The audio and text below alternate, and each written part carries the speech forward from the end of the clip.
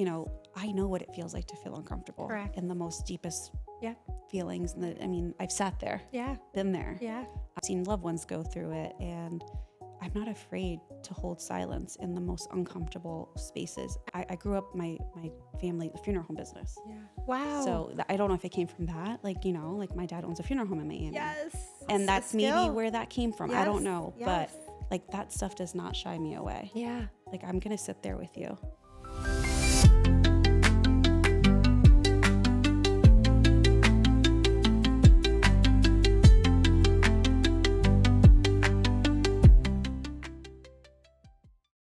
Hi, everyone. Welcome to another episode of the Seasons Podcast. I'm your host, Daniela Climaco, and today I have such a fun interview. Amanda Timonere is here, the founder of Zenful Mamas, and I love that name so much. Yay. It means so much to me. I feel like that is my era and that season right now, like literally trying to be a more zened mom. Yeah. Welcome, Thank you. Amanda. I'm so happy to have you Thank here. you for having me. I'm so excited to be here. I'm going to start with my favorite question. Go for it. What season are you in your life right now, Amanda? I'm in the season of just like refinding myself. I love that. Really, just, I think it's been, I'm in a time capsule here, 6 to 8 months of Zenful Mamas coming to life and just really stepping out of my comfort zone. Yeah. And I think I have a 4-year-old, I have a 2-year-old, and Totally get it. I didn't give myself time in between Yep. not that I didn't want to. I wanted them back to back. I planned that. But for the first time in a long time, it's like, oh my God, I remember her. Yes. Oh, God, I feel that so Yeah. deeply in my soul. I remember who that is. Mm-hmm. So that's the season I'm in, just discovery. I love it. Yeah. I love it. If I had to sum it up in one word. I love it. Discovery, self-discovery. Do you feel like because I go through this with myself, are you finding Amanda again or a new 2.0 version? I love that question. I'm not the same Amanda. Yeah. That's for sure. We can't be. I'm evolving. I have evolved. Yes. I think I'm definitely a better version of myself. Amazing. Because of what I've been through, but motherhood. Yeah. I think that it's definitely stretching me in all different directions that sometimes I can't even keep up with. Yeah. 100%. 100%. But yeah, I'm not the same Amanda. No. I'm not. I'm definitely. How can we be? No, you can't. You can't. And I oftentimes we hear the term bounce back. And that's one of the ones I struggle with because it's like, bounce back from what? Yeah. Like, how can you be the same person? I love that. So yeah, I think motherhood changes you. It strips you of your identity. We'll definitely get into that some more, but Yes. yeah, I'm evolved 2.0. Exactly. I totally, I feel everything that you said in my soul because I love that. Yes. Why are we required to bounce back to someone who doesn't know how to be a mom or has been through the pregnancy or the postpartum? Yep. Like, what do we bounce back from what? Off of a wall? That's how I feel sometimes. And do I bounce back from hitting my head on a wall? And that's the pressure that the society puts on us. And I think that term in itself is such a, if I can eliminate it from the women I work with, vocabulary. What do you say to the women who genuinely feel like I bounce back? I'm 2 weeks postpartum, back in my jeans, feeling great. Like, what do we say there? What's your take on that? My take on that is that they're definitely feeling comfortable feelings again, for sure. Yeah, they fit in the jeans. They're fitting into their old clothes. Great. That's amazing.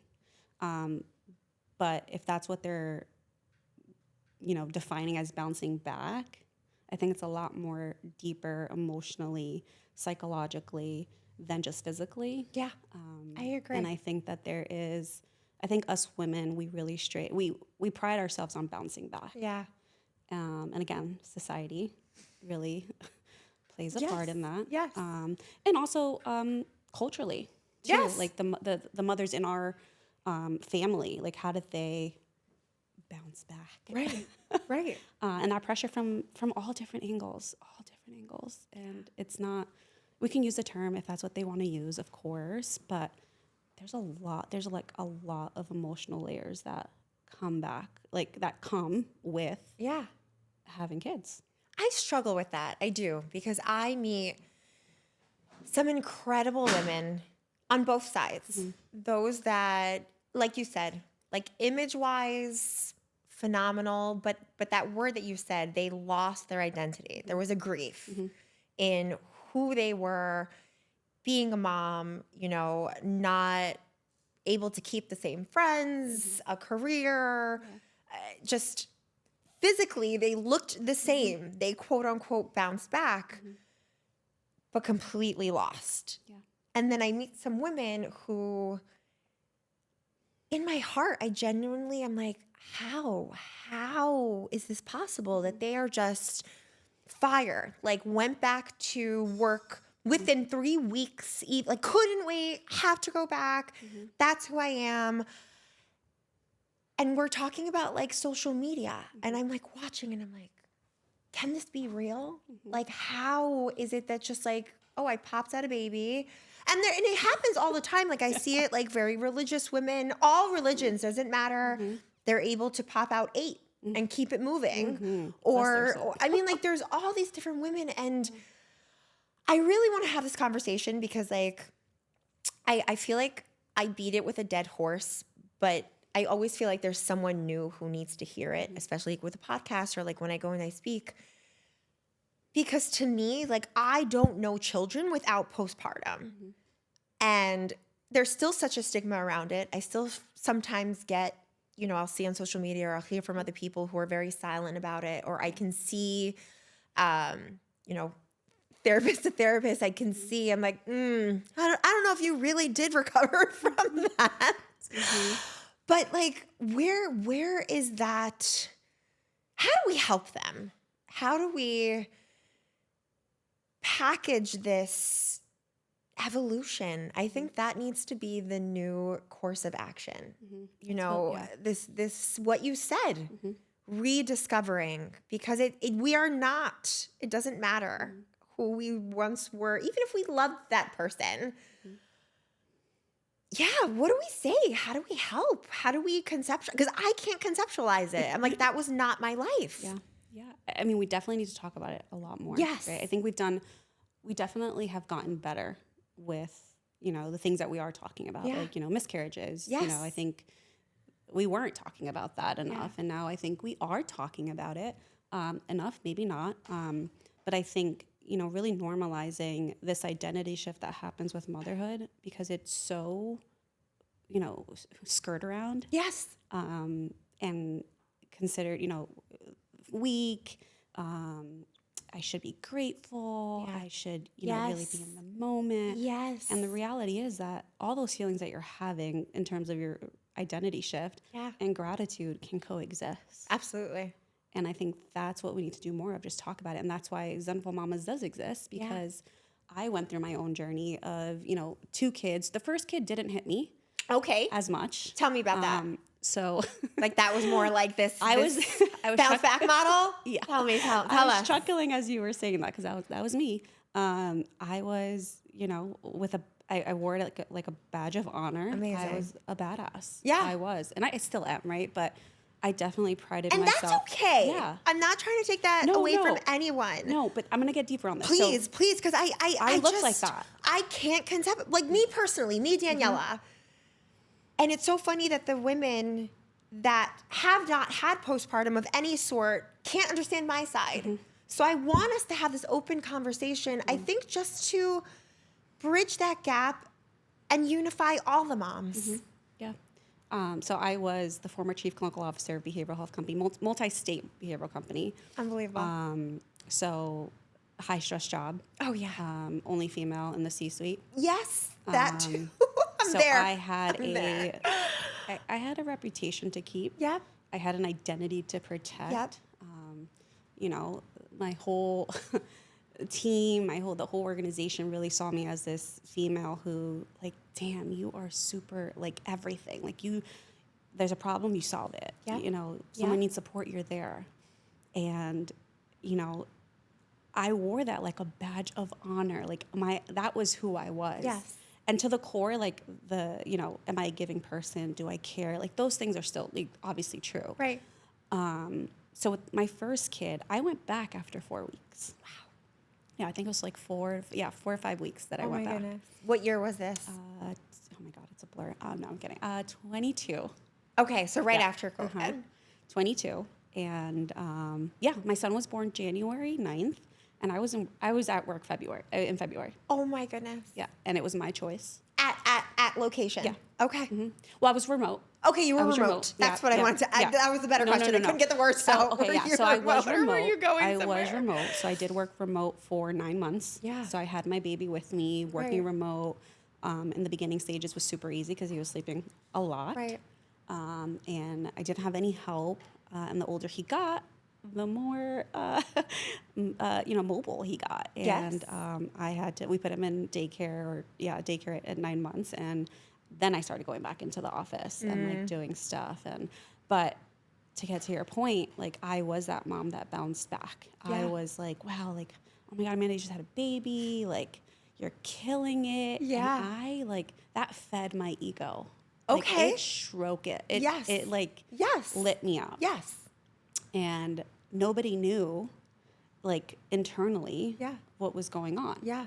And I wasn't, like, severely depressed that I was going home and crying, but it caught up to me.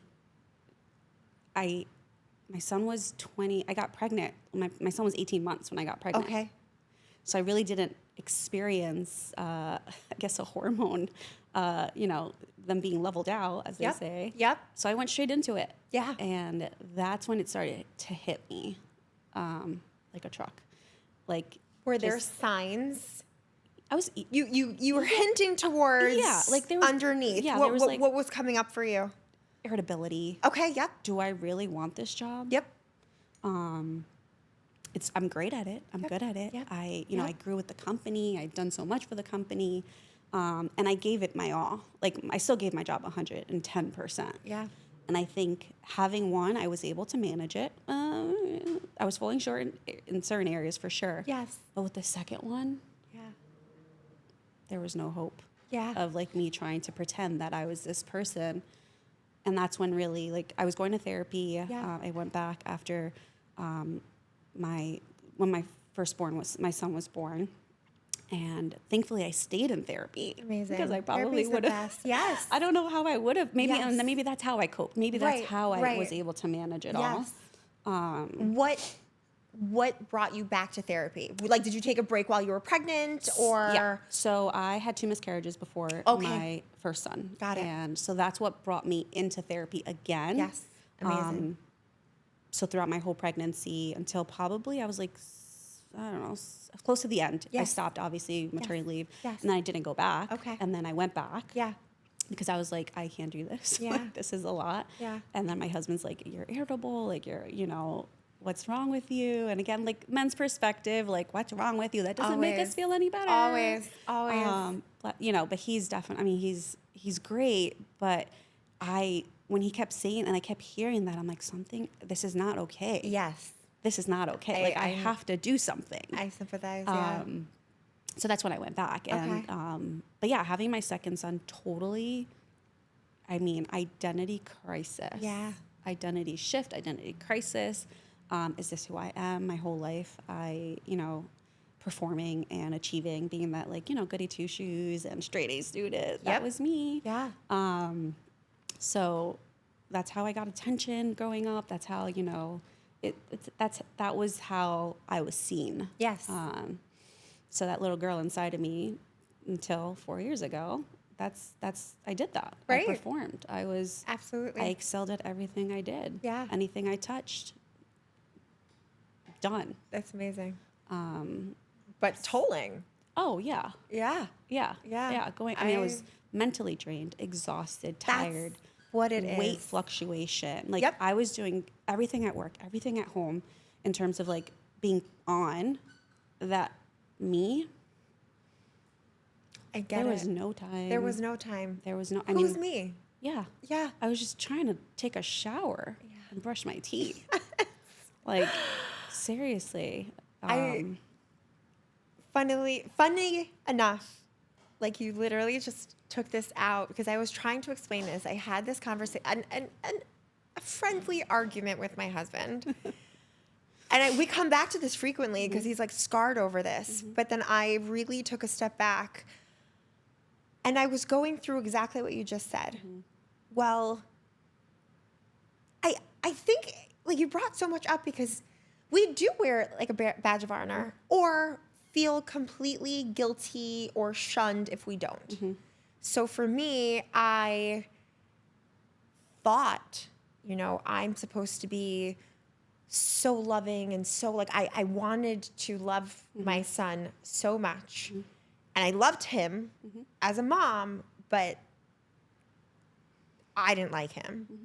And I couldn't say it out loud. Thank God I had one friend who had a baby almost exactly, maybe within a month, and was experiencing the same thing. But 3 others weren't. So only her and I would continuously curse at our kids out loud. Like, hey, you don't understand it, but like, fuck you. Shut up. Stop crying. Yeah. The rage. The rage. So that. But that was the most powerful thing to say out loud. And even when I say it now, I don't shun or shudder away from saying it because it needs to be okay. Because that was the only way that I was okay. Because otherwise, then you internalize it. Don't tell your therapist. Don't tell your friend. You can't work on it. No. And that anger is real. Yeah. And it can manifest in so many different ways. Oh my goodness. Because the same, the irritability and what's wrong and why can't I just be happy? And why can't I feel anything else than sad, anxious, angry, not even any room to feel. Like that's, part of it. So I made a list, or I had said to my husband, we were like talking about something, and like you said, men. And if they're supportive, amazing. Most of them really try to be. It's not purposeful, but it's like, yes, you're there. But we just went through major trauma, emotionally, physically, and are still in charge of feeding everyone. So I got a lot of like, where's dinner? I don't know. Are you cooking? Where's your mom? And it was COVID. Yeah. Again, that was my thing. So like, it was scary. Who's going to come over? Who's going to help? So there was that. And I had this whole list, and I'm talking to him about, and this and this and this and the kids, and then you, and he had a heart attack. He's like, look how far off of, and I go, yeah. But did you hear me? I'm not even on that list. Yeah.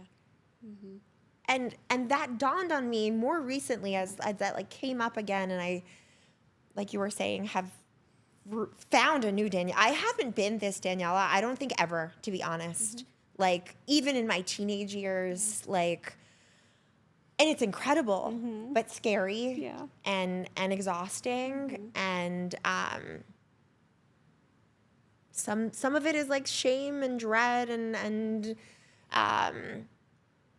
forgiveness. Why couldn't I have always been this way? But like, when you're in that moment, when you're in the postpartum, when you're in, if that's hitting you with the hormones and the mental health, and it's almost like when you come out of it, you can't remember how it was. But yeah, and I think that's why we don't talk about it enough. Yes. Because when we're in it, it's so, we don't even know what we're feeling. No. So to ask us to put it into words. Correct. That's hard in itself. So then when we're out of it and we're out of the thick of it, it's like, oh, it wasn't that bad. Right. And it's like, yes. Were we in the same, like. Yes. And motherhood has a way of really just bringing up old shit all the time. I obviously I'm a therapist, and I thought I did some work on myself. And yes, I thought, and motherhood brings up your past, so much. Whatever it looks like, whatever it is, in a whole different way. Yes, and it feels different. It looks different, but at its core, it's always the same thing. Yes. And I think that's why, obviously Zenful Mamas is what it is because we do the identity work. Yes. We do, I work with women who have been in therapy, who I've done work on myself. I know my, I have awareness, and that's great. Yes.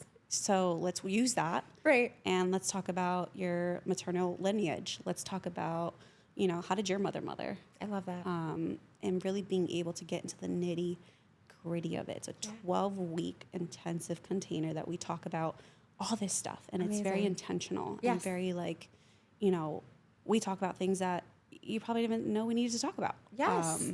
Yes. But it's so important because becoming a mother really just, talk about vulnerability and, rawness, really. Yeah. And we don't know what to do with it.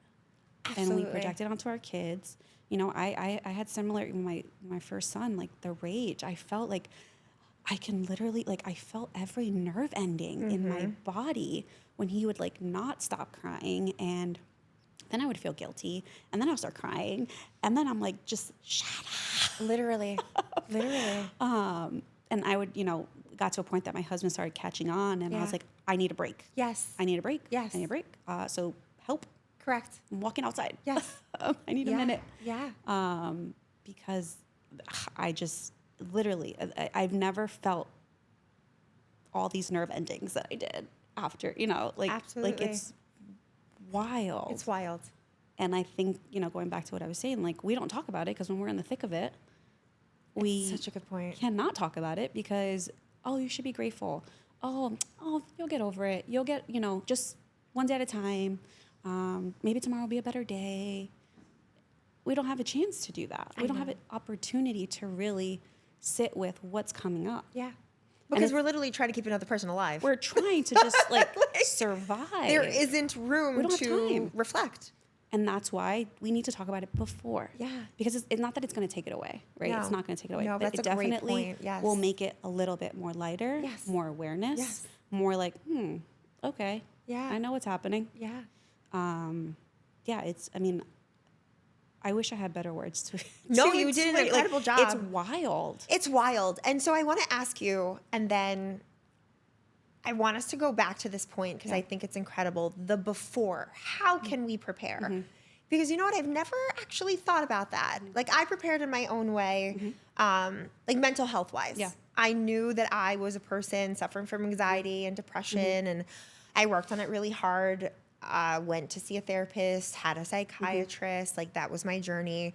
So when I was ready to have kids, it was a year process. That was my process. I went to my psychiatrist and I was like, okay, this is going to happen. What can I stay on? What's safe? If I feel this way now, how can I not when the hormones kick in? So there's that portion of it.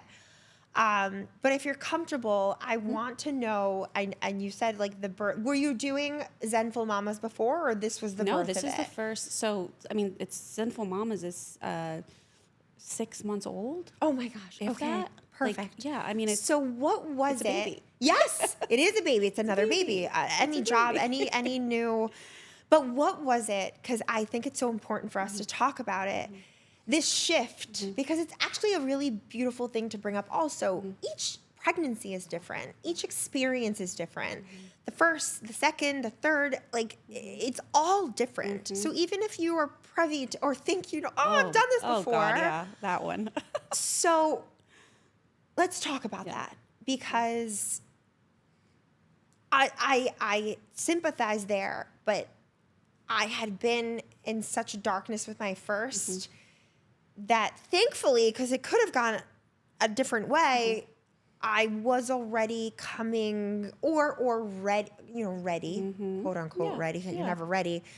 But it was more, there was the awareness that it could happen. So I was able to brace myself. Yeah. So to say, was I prepared? Probably not, but the signs, like you said, the resources were stronger. But I get that. The second, mine were only 3 years apart. So you feel ready, but and there's science to it. You need 2 years at least to start. You're not even seeing what's happening internally. Forget the mental health, literally your organs. Yeah. And we need to bounce back. But So what was it? What was the transformation? You said, so you started the irritability, then you got pregnant. How was that pregnancy for you? Were you already like hormonally shifting and then came out of it and like bam? Or what was the progression there? Yeah, I mean, my first son, I was anxiety driven the whole pregnancy. 2 miscarriages before. I mean, fair. I mean, absolutely. I was just waiting for the shoe to drop. Yes. Like, that was like my mentality. I was scared. Yeah. Disbelief, like, oh my God, it's really happening. Yes. Oh my God, it's really happening. And then, okay, so then my second pregnancy, so I was doing therapy. I was, really doing the work, and, I still had my high stress job and holding it all together with like 18-month at home, being pregnant, helping run a company. Right. It hit me differently in terms, like, I was definitely more anxious. Okay. Throughout the whole pregnancy. I was doing a little bit more than I did my first one. I wasn't afraid of, like, that same fear of, like, having a miscarriage. That makes sense, yes. So I do think that I had a different mentality. I would say this. I did not appreciate my second pregnancy as much as I wish I did. Yes. Because I was so on autopilot. Yep. I was trying to survive. I was trying, like, I mean, I told somebody this the other day, like, I forgot I was pregnant. I know what you mean. Like, and I feel guilty saying that, but it's like, I had to take care of my now 4-year-old. I had to run the company, come home, cook dinner. Yeah. My husband also had a high stress job, so he's on the go. Right. Yeah, it was. So I think I was numb. That's a great word. Yes. I think I was numb the second pregnancy. Yes. I had moments just going through the motions. Just going through the motions. Yep. Like, I had, I still going to therapy. But the thing about, therapy was, like, I did a lot of work with, like, my mom, how I was brought up, I was brought up in a single household, single mom. My dad was involved, but, my mom, I grew up with an independent woman. Yes. A badass who, who instilled in me and my sister, like, you don't need anybody. Yep. And that's the attitude I had until recently, probably, to be honest. Yeah. And thank God I married who I did, because he shuts it down every single time. Like, sit down. Like, where are you going? I love that. And it's funny because I have a similar man in my life, and similar, like, single family. My mother needed a lot more help from me, so I had to step up in those ways. But that was the whole thing. I totally sympathize. Like, we need to do it. I can do it. I'm going to do it. I need you. Always. Yeah. Always. At the end of the day, and it's rough. And as a single, coming from a single family home, for me, the shoe was always going to drop. Like, what if we get divorced? Well, I have to handle it. So I can't give it to you. And that's something we're still, like, we're literally going to be married 10 years that I just recently came out of. But what if you leave? I can't let it go. Yeah. So I completely, like, nope, we're going to do everything, and we can do everything. Yeah. And especially, like, strong women, career driven, like, we're just, add it on. We can do it. Layer it on. And not ask for help or be afraid, or they won't do it the same way. They can't do it how we do it. Yeah. And then we get mad that they didn't, Absolutely. Like, you didn't tell me, but I was like, you should know. Exactly. Read my brain. How do you not know? Yeah. I mean, listen, I think it's definitely, again, motherhood challenges your marriage, challenges you as a person. Yes. And it's like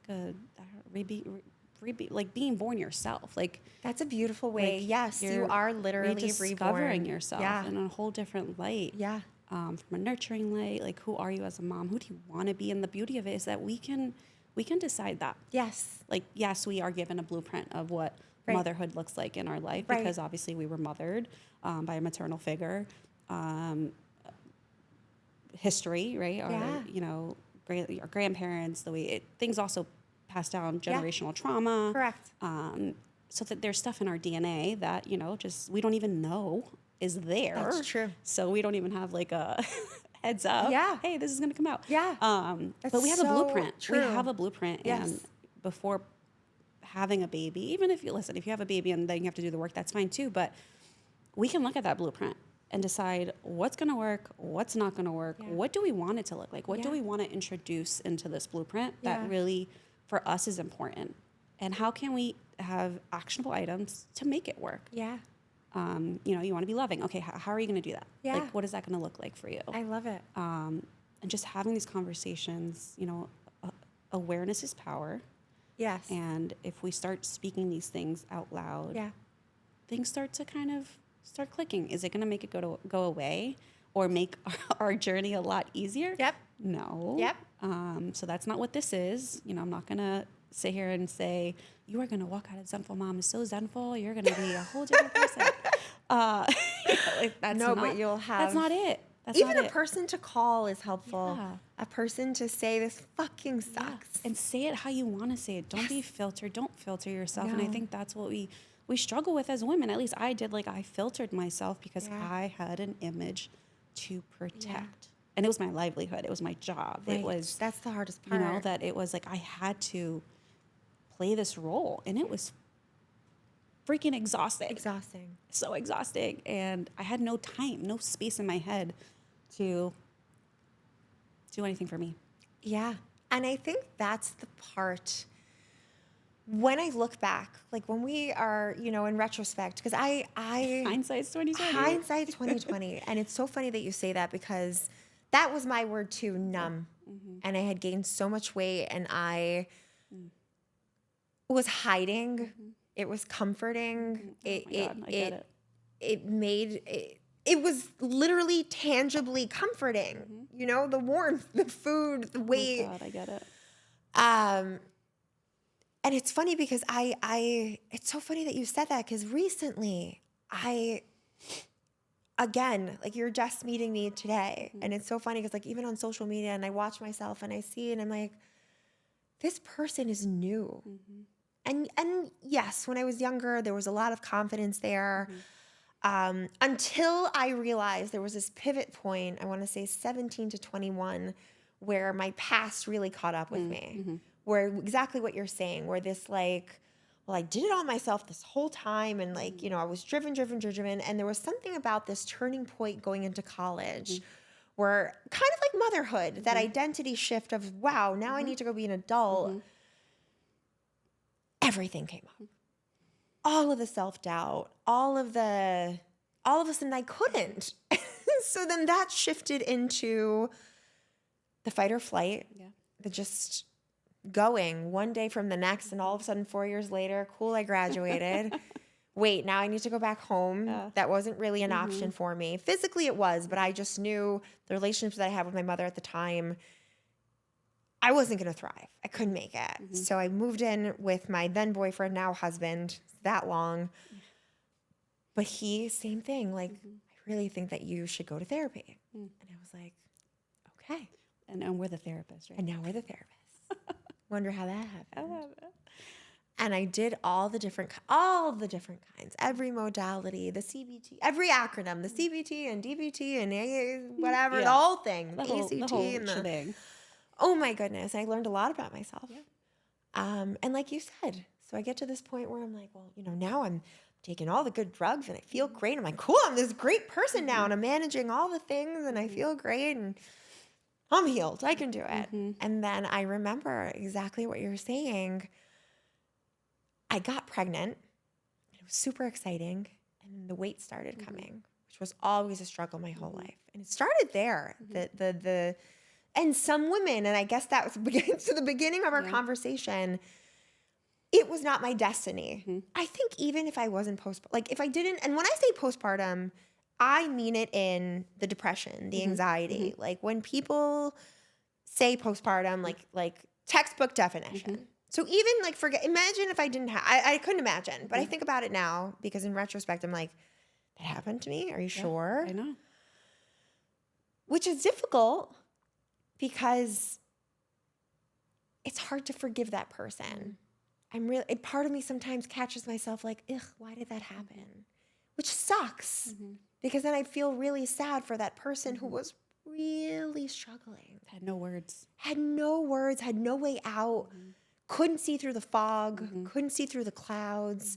And it's funny, I had this talk again, with my husband, we talk a lot these days, which is so beautiful because it was very hard for me to put into words how I was feeling. I was a shutdowner. I was a Avoidant. I mean, withholding. Yeah. I think there was a lot, like now that I think about it, I would just, and it was saying it in my head, and I was having a fight, but I wasn't saying anything. And so he's saying things and I'm saying things, but I wasn't saying anything. And he took it as I didn't care. There was all of that. I'm not listening. You're not doing anything. You don't care. Say something. And I couldn't. Yeah. And so there was a lot of that. And something came up for me that I'm going to say out loud that I don't know if I'm going to get eaten up from my beautiful audience or people online. Not everyone's so friendly, but I remember saying to this one friend, my girlfriend Maddie, who we still talk to. Now she's on her third baby. God bless. I don't know why or how. And she talked me out of having my third baby. Thank you, Maddie. Because she and I were the most raw because you get all the judgment. And when you're in it, you can't bounce back from the judgment. I don't care what bouncing back looks like for anybody. I remember a point where I said to her, and you know what? Maybe this will help someone that this has happened to. I understand how someone can shake a baby. Oh. And I said it out loud. And even saying it now, it brought me peace. And I hope that I bring peace to someone that's happened to completely accidentally. Like when I look at it, sudden infant death syndrome, someone that the baby's smothered or all the things that could happen. And when you're on the outside, how easy it is to judge. Like, the fuck, you let that happen? How could you? How could you? Just, a little bit. No. Because in the thick of it, I remember my beautiful Luke, who's now 6-year-old, but I remember like it's yesterday. And it's so funny because everything else is kind of a blur. And like Facebook reminds me, like, 3 years ago. And I look at him and like, I don't remember. And sometimes I get sad. And sometimes I'm like, it's okay. You're here now. And there's that. But I remember this one time, and I wasn't crying. I was numb. I was numb. It's such a good word. I was angry. I was so angry and numb and in pain and in so many levels, physically, emotionally, just what the fuck am I doing here? This is not what I signed up for. And he's on the changing table, safely, screaming, crying. And I'm just looking at him and I'm on the phone with my friend. And I'm like, I get it. I get it. Like, why can't he just stop? And I can envision myself literally just like, shut the fuck up, please. Well, that doesn't make you the only one. I get it. And then when I said I felt every nerve ending, like. But we don't say it. We don't say it. And I told my husband, I was like, I see why people. Like, I don't even think it. I told my husband at the time. I did, because he once told me, Daniela, and he meant it, but he was going through his own thing, and I think we don't talk about that also what men are going through. He's like, there were times where I left, and I was kind of afraid of what I was going to come back to, and I'm like, that's fair. I don't remember. I feel like we lived 2 completely different lives. But yeah, he told me the same thing, and I never said that out loud to him. I don't think because I was scared to say it. But yeah. There was that. There was that. Yeah. And again, going back to why mental health is so important. Yeah. And I think that, I said it, I didn't tell anybody else. So like, I'm probably going to get shit for this with, But we have to be those people. It's a real feeling. It is. And it happens. Like, and we can't ignore that. We can't ignore it. How is there's proof. There are therapy groups for shaken baby syndrome. I mean, it happens. So for us to sit here, 2 incredibly smart, working on ourselves, we are never going to be healed until the day that we died. If we're going to be honest about it, we can do all the work and be as healed as we can be. But there's always work to do. And I think that's okay. I think it's important to say. But how can we sit here and be those women that have experienced it to help other women who are not on the bounce back train, who are feeling those things, to the new moms that won't say it out loud, that are just like, oh, that's a dark thought. Yeah, how dare you? How could I even, to push it out? And there are all these, now today I'm able to there's the app Headspace. Do you know Headspace? I started years ago and I couldn't figure it out. And the theory is to just watch the cloud pass by.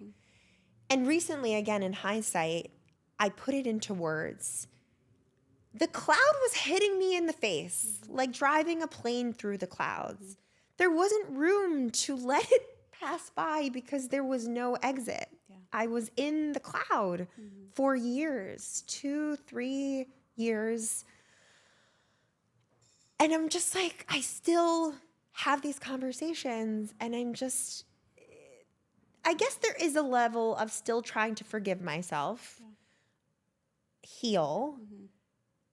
But I think it's really important what you said. Almost, how do I come back to that? How do I come back from this, wow, look at me now, but not forget purposefully, because I think it's really important, that woman that was struggling so hard just to survive, just to make it, going through the personal crisis, the marriage crisis, the kid crisis,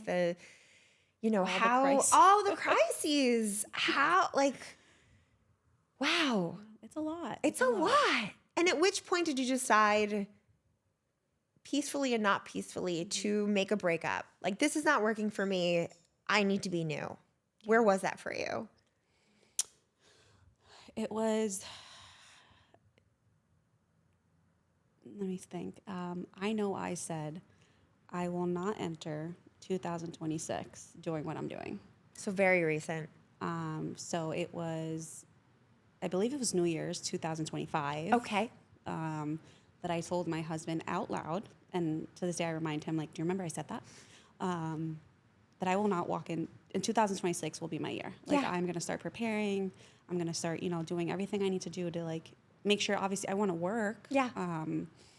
But that's when I decided mentally, like, hey, I don't want to keep living. I can't. Yes. That's the key. Late I cannot. nights. Yes.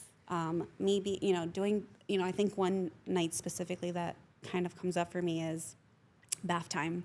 Yes. I have both of them in the bathtub. My phone is blowing up. I'm dealing with a crisis. A work crisis. High escalated crisis. Yep. It was definitely something super serious. High intensity, life or death. Oh my and gosh. I'm on the phone, trying to problem solve, and the kids are in the bathtub and they're like, Mommy, look at this. Mommy, look at that.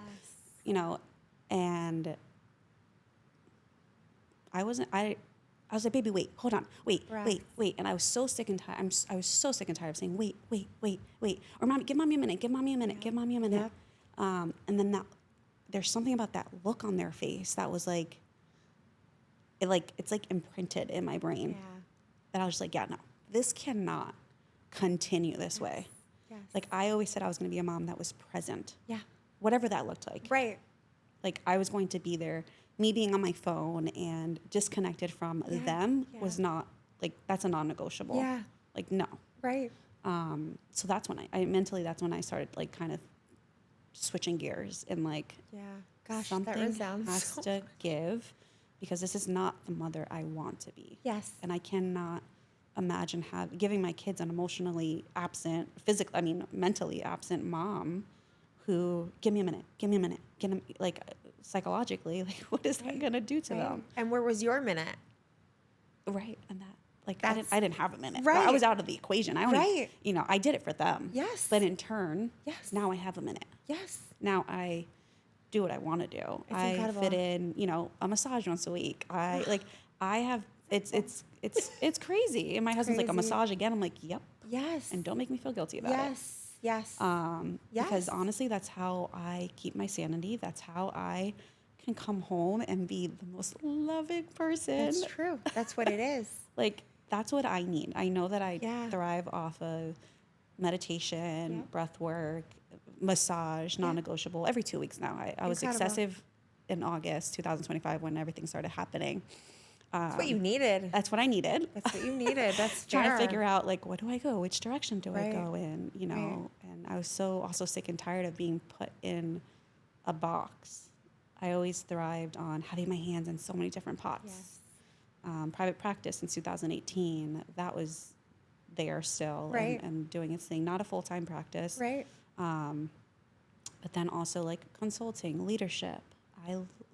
There's nothing that brings me greater joy than being able to help people learn about the leader that they are and who they're becoming, and really get to the nitty gritty of how do you show up for your people? That's How do you beautiful. lead? Yeah. Because at the end of the day, you are leading Right. based on trauma. Yes. That's beautifully And said. if Yes. you want a team who is going to trust you, who's Yeah. going to be loyal, Yeah. listen, Yeah. be present. Absolutely. Absolutely. I love that. Yes, we are leading off of trauma. And it's finding that switch, deciding when is the trauma, because you're right. It's a cognizant decision that I will no longer live a life based on this trauma. When do you, because this was a hard conversation for me, and something, again, that's still 37, this is still so recent that I've had this shift where the postpartum wrecked me, like so much so I had to go get gastric sleeve to get rid of the weight, because I literally was like, I am not going to be Daniela again, but I cannot not hold weight. And it's so interesting for people that can't conceptualize, how do you get that big? Yeah. And when I tell you it was really easy, Oh, like I get it. I'm really with you. easy. I can't even say more than anything that it was probably a manifestation of all the trauma that, physically protected me. Yeah. I guess I was Yeah. in a fat bubble. And then I couldn't get rid of it because I was holding on to the trauma. Nothing that I ever did in the past, talking about being a new person, worked. The same diets, same exercise, adding a personal trainer, it didn't matter. Yeah. It didn't matter. Yeah. And so I physically pushed myself into ripping off the fat suit to then expose, like you said, all the raw. To then decide, when am I going to let go of all of the anger, the pain, the hatred, the trauma that literally is capping me at the knees from being the best me, forget being the best mom. Yeah. And I remember having this question, like, when are you going to take responsibility for it? And I was like, what? What does that mean? How is that my fault? How is that my responsibility? Really was one day, like almost an epiphany, that like the responsibility is not that it didn't happen, but when will I not let that be what defines me anymore? When was that for you? Like mine is literally, like you said, maybe within a year or two. Yeah, mine is fairly new and recent for sure. I'm 37 as well, so I feel like that's just like prime age, to be honest. Yeah. But I think maybe within the last year, really, I think the last August 2025 was a very big month for me, when it all, I said goodbye to that role of really, the chief clinical officer. I said goodbye to that role. And it was a hard separation. Yeah. And I think that was it. That was it. That was it. Yeah. Like it was pulled from me, and I had no choice but to figure out who the hell I was. Right. Without that. Yes. So yeah, I think it's August 2025 was, I have like a month and a year. I know. And it's funny because, I mean, not to be cliche, because that was the year that we shed our skin, the snake, and now we're in the year of the horse. Oh my God. So yeah, I mean, I believe in all that stuff. So, no, yeah. I 100%. And I bring it up, and I'm like, God bless my listeners, because I say it probably in every episode. Yeah. But that is so real. And we do make these shifts. Yeah. And as a society, but that is true. Like so many people will say that 2025 was such a pivotal year. Oh yeah. And we are now going into this new year and this new, I want to be different. It has to be different because it really is those things. It's what I learned the most, and the best thing that I discovered is our capacity doesn't grow. So like you and I'm the same. When's your birthday? What year? What month are you? September 1st. Same. I'm September 4th. Shut up. We're literally the same. I knew it. I felt it. Yeah, I'm a Virgo. We're that type in A itself Virgo just- though. yeah, It's yeah, that. yeah. It literally is who we are. Yeah. And, growing up with the trauma, wanting to be perfect because that's how I perceived love. And a single family home, we had to step up. Just wasn't To room. look the part. You just had to fit the part. But the schooling, if I'm perfect, people won't know I'm broken. Yeah. That's what it is. That's what it was. Yeah. And so I guess for pregnancy, it was like, I remember like these little pieces, like being pregnant. And I keep going back to this. Like, there was this whole struggle that I had because I had struggled with my weight. I had been on a diet since I was in first grade. Same. Like, that was just my identity. And, it's a generational thing and, but it's society, it's all the things. Yeah. So when I got pregnant, I was like, fuck it. I'm going to eat everything. I'm going to eat everything. And who the fuck are you to tell me? And I don't care. Oh, I and, definitely took full advantage of that. But there was a little bit of like, let me stick it to you there. And I remember that. I remember having that talk with myself. And I pushed that voice away because I'm like, nope, I don't care. Yeah. But it's all those things, all those triggers, all those triggers that are like that identity shift. And so then you go into that. And then I had a really traumatic birth story. And so like nothing aligned. Yeah. And then I know about myself that I'm anxious, depressed. I need to be in a social environment. And so for me, COVID. No mommy and me groups. No meetups. Friends. We were all petrified. Everything was virtual. Everything was virtual. My son's first birthday was via Zoom in a different state. Yeah. Because I literally said, if I have no... And I had good friends that had babies, but we were petrified to share a room. So my business, like you, I was like, I cannot work. I thankfully... It's so funny. Our stories are so similar because I left a really high stress job that I, climbed the ladder and I was like killing it. And it gets to a point where the recognition is not there and I'm killing it for someone else's company. And I'm like, this is crazy. So left that. It was a bad breakup and I had PTSD for a long time. I went to therapy for that. And then, started working for other people and I just kept finding and I was scared. Like my husband likes to remind me, like, you didn't want your company. And he's right because it's another baby. And so but at the same time, I kept seeing like, why am I doing this for other people? Yeah. Why? So we made that shift and my baby's born. Then I'm doing both. Brand new CEO. Because you didn't have enough. And a newborn because I didn't have enough. The world shut down. And I'm like, I go through these things and I'm like, I wonder why that all happened to me. But it's funny that you say it because there is a lot of guilt there. Even though like I look at my children and I'm like, I know that I loved you and still love you with everything, with every part of broken, not broken, the best that I could at that time. So like that gives me, but it keeps coming back to, you're absolutely right. I almost can't remember that phase. And so I look at it sometimes and it pops up because, we're the same. And we have it on our Instagram feed, these women who are struggling or I didn't know that it was this. And then the new diagnoses, like the postpartum anxiety, not depression. Right. And then the this and the that, and I'm suffering OCT. for this. I mean, the list goes on. The list goes on. That you didn't know what that was there or that's brand new manifested. People have told me like I was never that way. And then I never slept again because I thought my child was going to die anytime that I closed my eyes. And those are real fears. I saw this reel actually yesterday that is real. Like this woman was, this happened to me, like walking down the steps, thought I was going to like fall and drop my baby.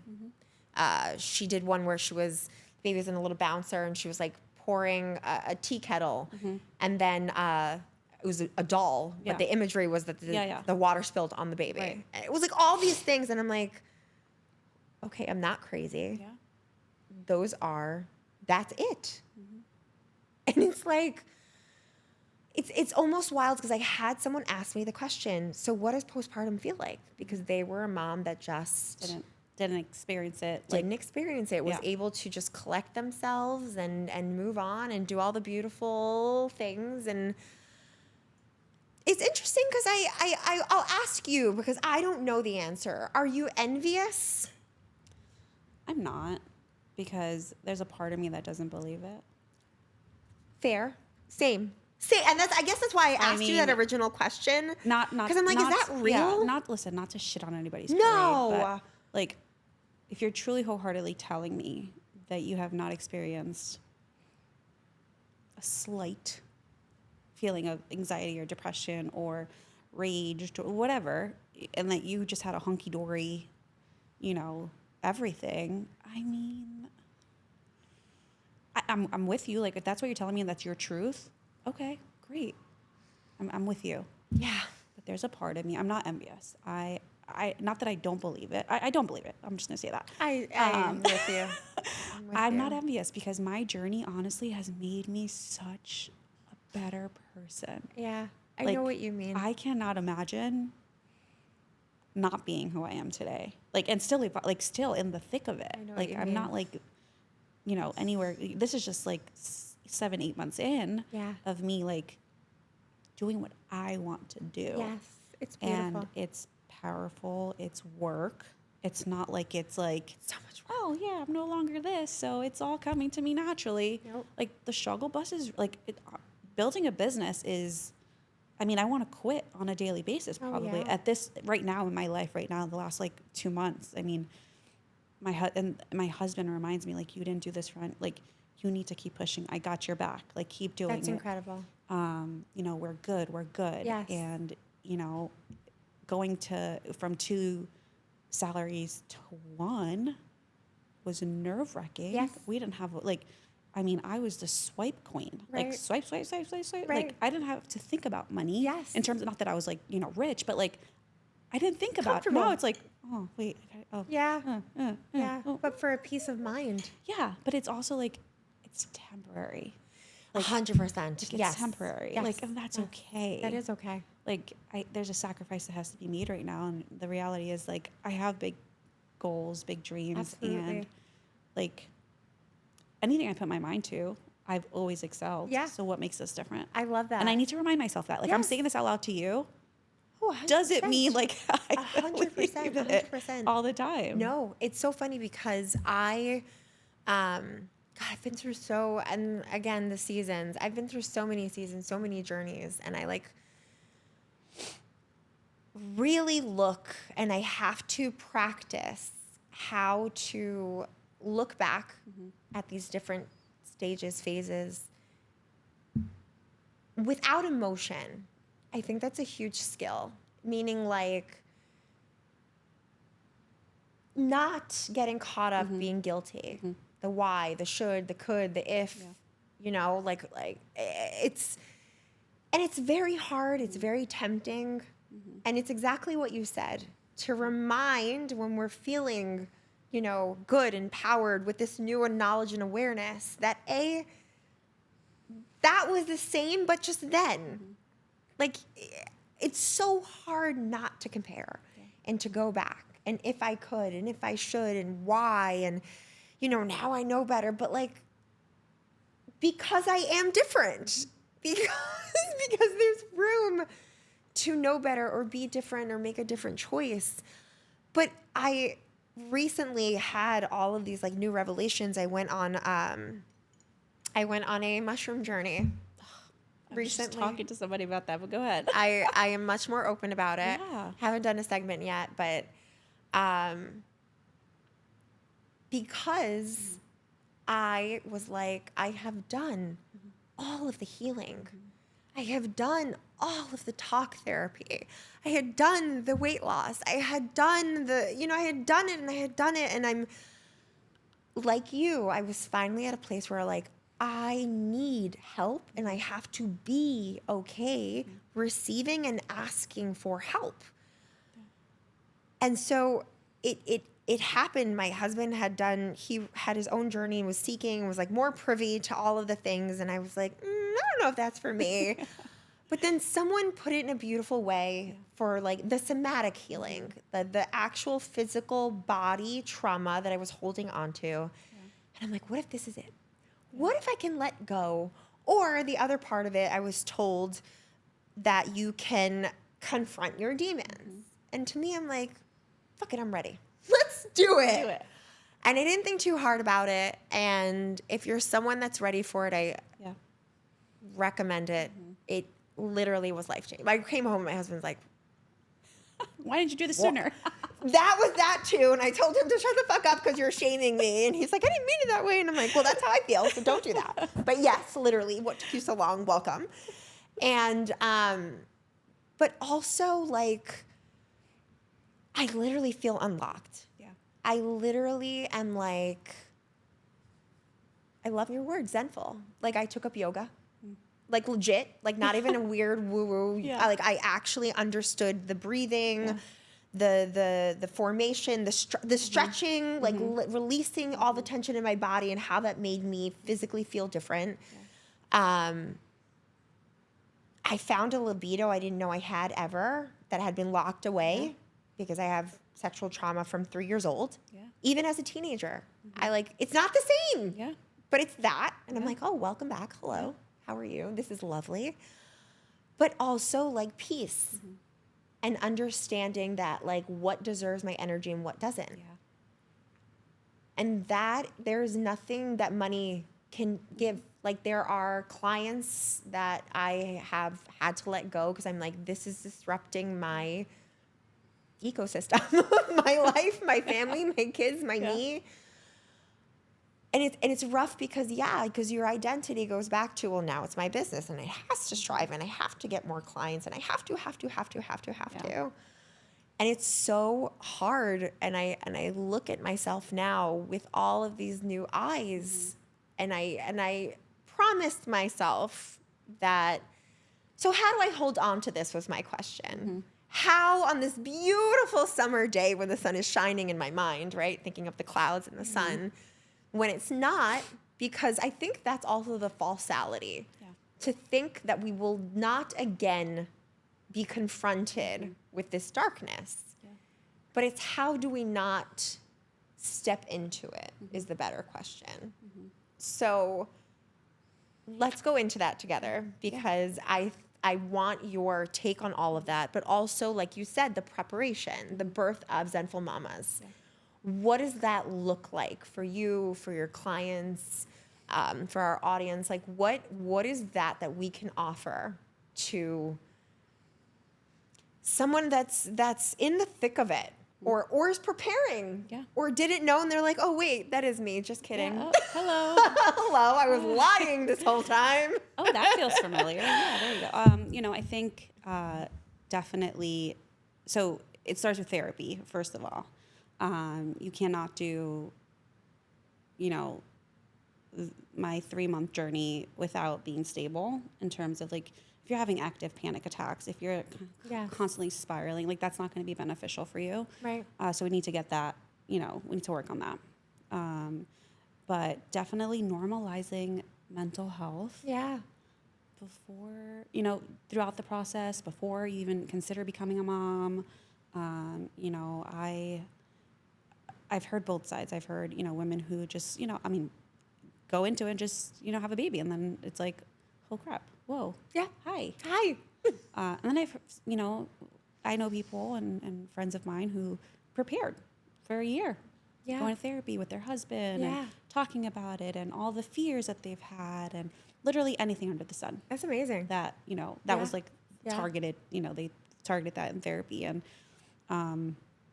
And those people tell me, that was the best decision that they've ever done. And that's kind of, where my journey started, hearing all these things and on my journey and like, we're missing something here, people. Yes. There is a gap in our system. Yeah, there is. I have a problem with it. Yeah, like, I agree. Big time. We can show up for our kids a whole different way if we just take the time. Let's do some inner work. Yeah. Like, and I'm all about like nervous system regulation, breath work. Like, I preach about it. Sometimes, I met my husband a little over 10 years ago, and I'm a Reiki master. So talk about that. I just did it for the first time. How Tell was me it? everything. Yeah, I mean, It was it's amazing. incredible. Yeah, I mean, it's But- amazing. So you did that 10 years ago. I don't want to cut you off. I was a but we need to Reiki talk about master. that. So I became a Reiki master. I was a Reiki master already 10 years ago. But when I met my husband, I was a Reiki master. And I remember telling him about it. And I would do Reiki on his cats. And he's like, you're like, he probably thought I was honestly like fucking insane. He loves me, obviously. But like he would, he would make comments like, My cat. and I was just like, yeah, I was super woo-woo. I still am, but No, I think it's beautiful. I am too. I just found it recently and Yeah. it's incredible. it's amazing. So like just that type of Oh work, my like God. really sitting with, like when you said you went on a mushroom journey, I'm like, oh, great. That's amazing. I love it. I want to hear more about it. Incredible. Like I think there's just so much that we don't even know we need to talk about. No. Like I think it's so, like No. trauma is deep. Like we It's don't so even deep. know. I think that's the part that's why I did it, because you know what, it's so funny, the more we talk about it, the word that keeps coming back is numb. Yeah. And so I had pushed away a lot of the trauma, which was manifesting in other parts of my life.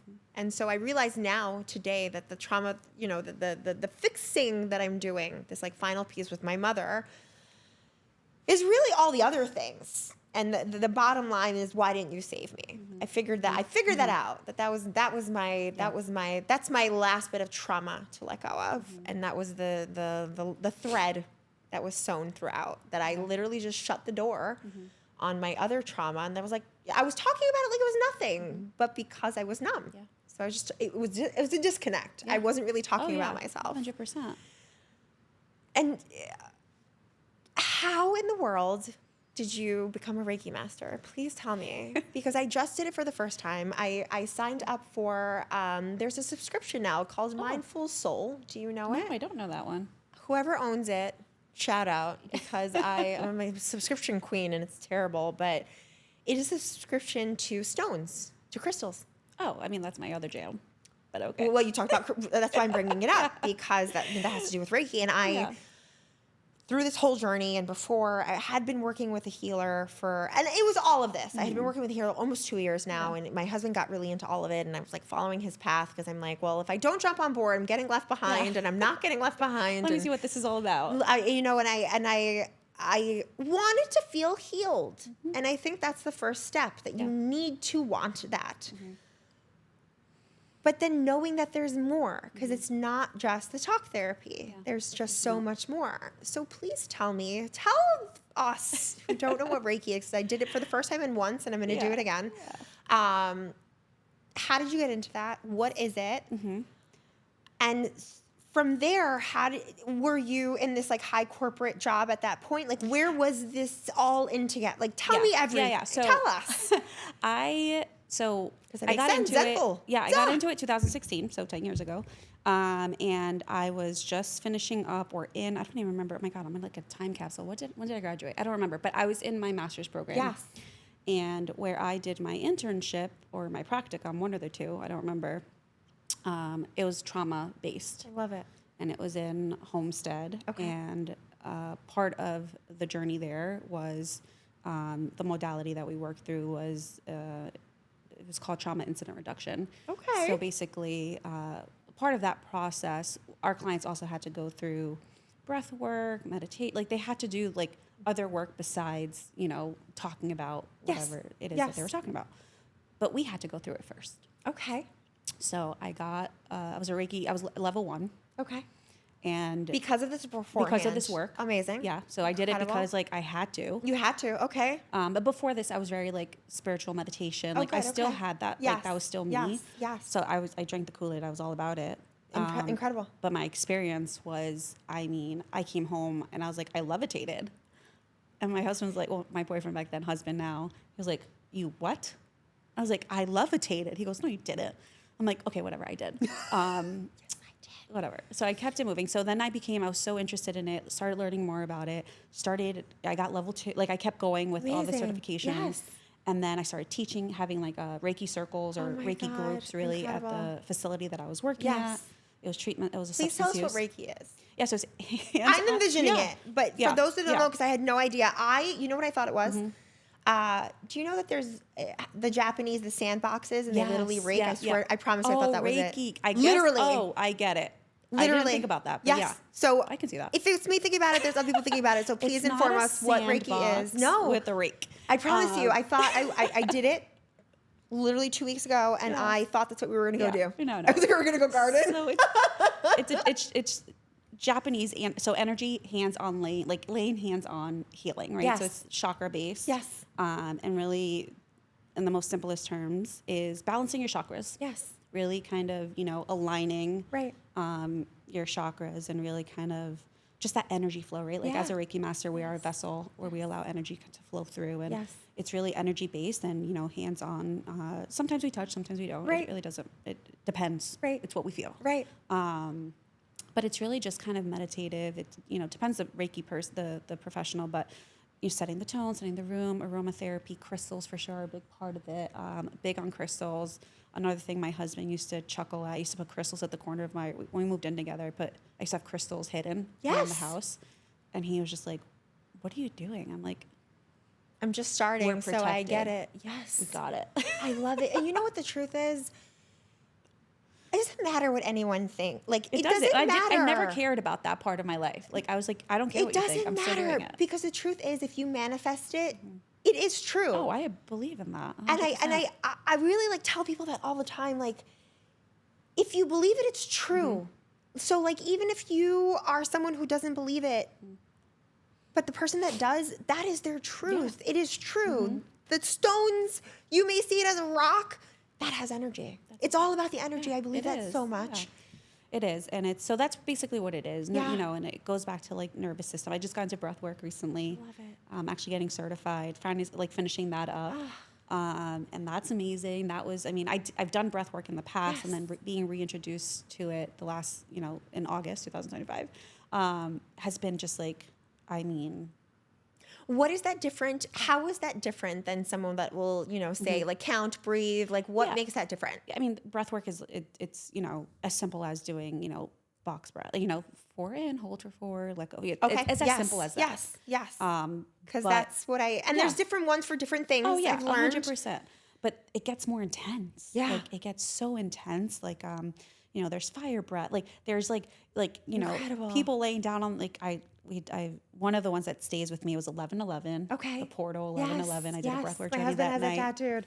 And it was just like we were, in through the nose, out through the mouth, and then opposite, and then one nostril breathe. Yes. Like it's a whole thing. Yes, it's a whole thing. It's a whole thing. It's a lot to Is explain. that how But- you also are regulating the nervous Yes. system? Okay, because I want to learn about that. Yeah, so we're doing, I'm not doing as because it's intense. Like we're not going super. Yeah. That's definitely a tool. Yes. That is in it. Yes. And also meditation, Reiki. So it's all included. So it's really just depending what the person is open to, and also, their belief, because I can't Correct. force someone to do That was. I guess that was my something point. I guess if- that's what I was speaking to that Yeah. person because it Yeah. is It's that comfort level. It's how open are you? How much you will receive is based on how open you are. I 100% agree. So it's comfort level. Yes. So if you're not open to breath work, that's fine. Let's meditate. Are you open to that? Let's Yeah. breathe. Yeah. It's I love super it. simple. Super simple. We don't have to complicate things. Yeah. It's very, I'm going to do what you feel comfortable with, because love it's it. not going to work, or Correct. you're not going to feel comfortable if I'm telling you this is what you have Yeah, to yeah, do. yeah, for sure. So- for sure, safety. You have to feel Yeah, safe in your for space. sure. Absolutely. And trust. Yeah. Yes. So that's like the number one thing Yes. with my mom's. I love. But yeah, so that's how I started. So I've always been a spiritual, like Incredible. always. And it's the last 6 to 8 months has really been like my thing. I love it. I love that we're having this conversation because that is honestly my current journey. I found, I promise you, I did it last night. I took my crystals and there's a little book it's incredible. Yeah. It's a little book. Because for someone like me who has Yeah. no freaking clue, I was totally targeted on Instagram. Brilliant. Subscription for everything these days. It comes in a little box with essential oils. Yeah. And on the essential oils, it tells you its purpose. So if you're feeling overwhelmed, smell this. If you need a breath of fresh air, smell this. If you need grounding, smell this. And I'm like, this is brilliant because I've learned about essential oils in like tons of different ways. And I'm like, fell off of that bandwagon. But then they come to the book that tells you all the purpose of each crystal, like behind like the actual, like this wards off negative energy in this way. And if you want your day to start out this way, and I'm like, this is fucking awesome. Yeah. And so then it told me, and I wonder if you do this, that you have to energize the crystals. Yes, like wash them. Is that what you mean? No. Or like with the... No, I don't know. Okay, maybe you have a different way. I'm open. I'm open. And so the direction was under a moon. Doesn't have to be full, but the moon has to be visible under the moon. So we sat on our balcony. You take the crystals and hold each one with intention. Yes. And so the little description told me, I read about it and took the pieces I liked and gave it intention and held it for a few seconds and got to breathe a couple of times. So I tried to be present and I'm holding my stone and I'm like, cool, protect me from negativity. Great. And then put it down. And then the other one was, I loved it. One, the green something or other is for family dinners, like to ground you and bring you like safe and together. And I was like, cool. So I'm going to hold on to that. And so I went through with 7 crystals and I went through all the little things and then I put them out. And then they were out all night under the moonlight. Yeah. And then I took them in the morning. Yeah. And then I reread and there was one to ward off stressful work. So I put on my husband's desk. And then one, like I said, for the kitchen table. So that's in the kitchen now. And then another one for peaceful dreams. So that's next to my bed. And like all of these incredible things. And I'm like, you know what? I believe. Yeah. It's going to work because I believe. Yeah. But I mean like just incredible because for people who want to get started with, and also like, if you want to get started, it's like a diet. It's like, I want to, but I won't. So I forced myself to sign up and I am now so you're happy. A crystal owner. Now I'm a crystal owner and I'm probably going to have 1 million in them because now I'm on subscription. It's going to come every month. But I love that because I truly believe in it. And when you make, you put it, I had someone who does crystals and acupuncture. And he said that he put them at the base of his house, literally built a bubble around his house. And I'm like, I love it and I want to believe in it. I feel like there's just so much peace there that like we don't tap into. And there's so many different modalities of belief. And the word that keeps coming back to me is freedom. That was my word. Freedom from the society, the stigmas, the stress, the all the things that you were honing in on. Oh my God, I love that you're a Reiki master. Yeah. That really sat with me. Please continue with your journey. Oh my God, I'm like, that was just like everything for me right now. Crystals. Yeah, I mean, they were in the corner of every house of our house.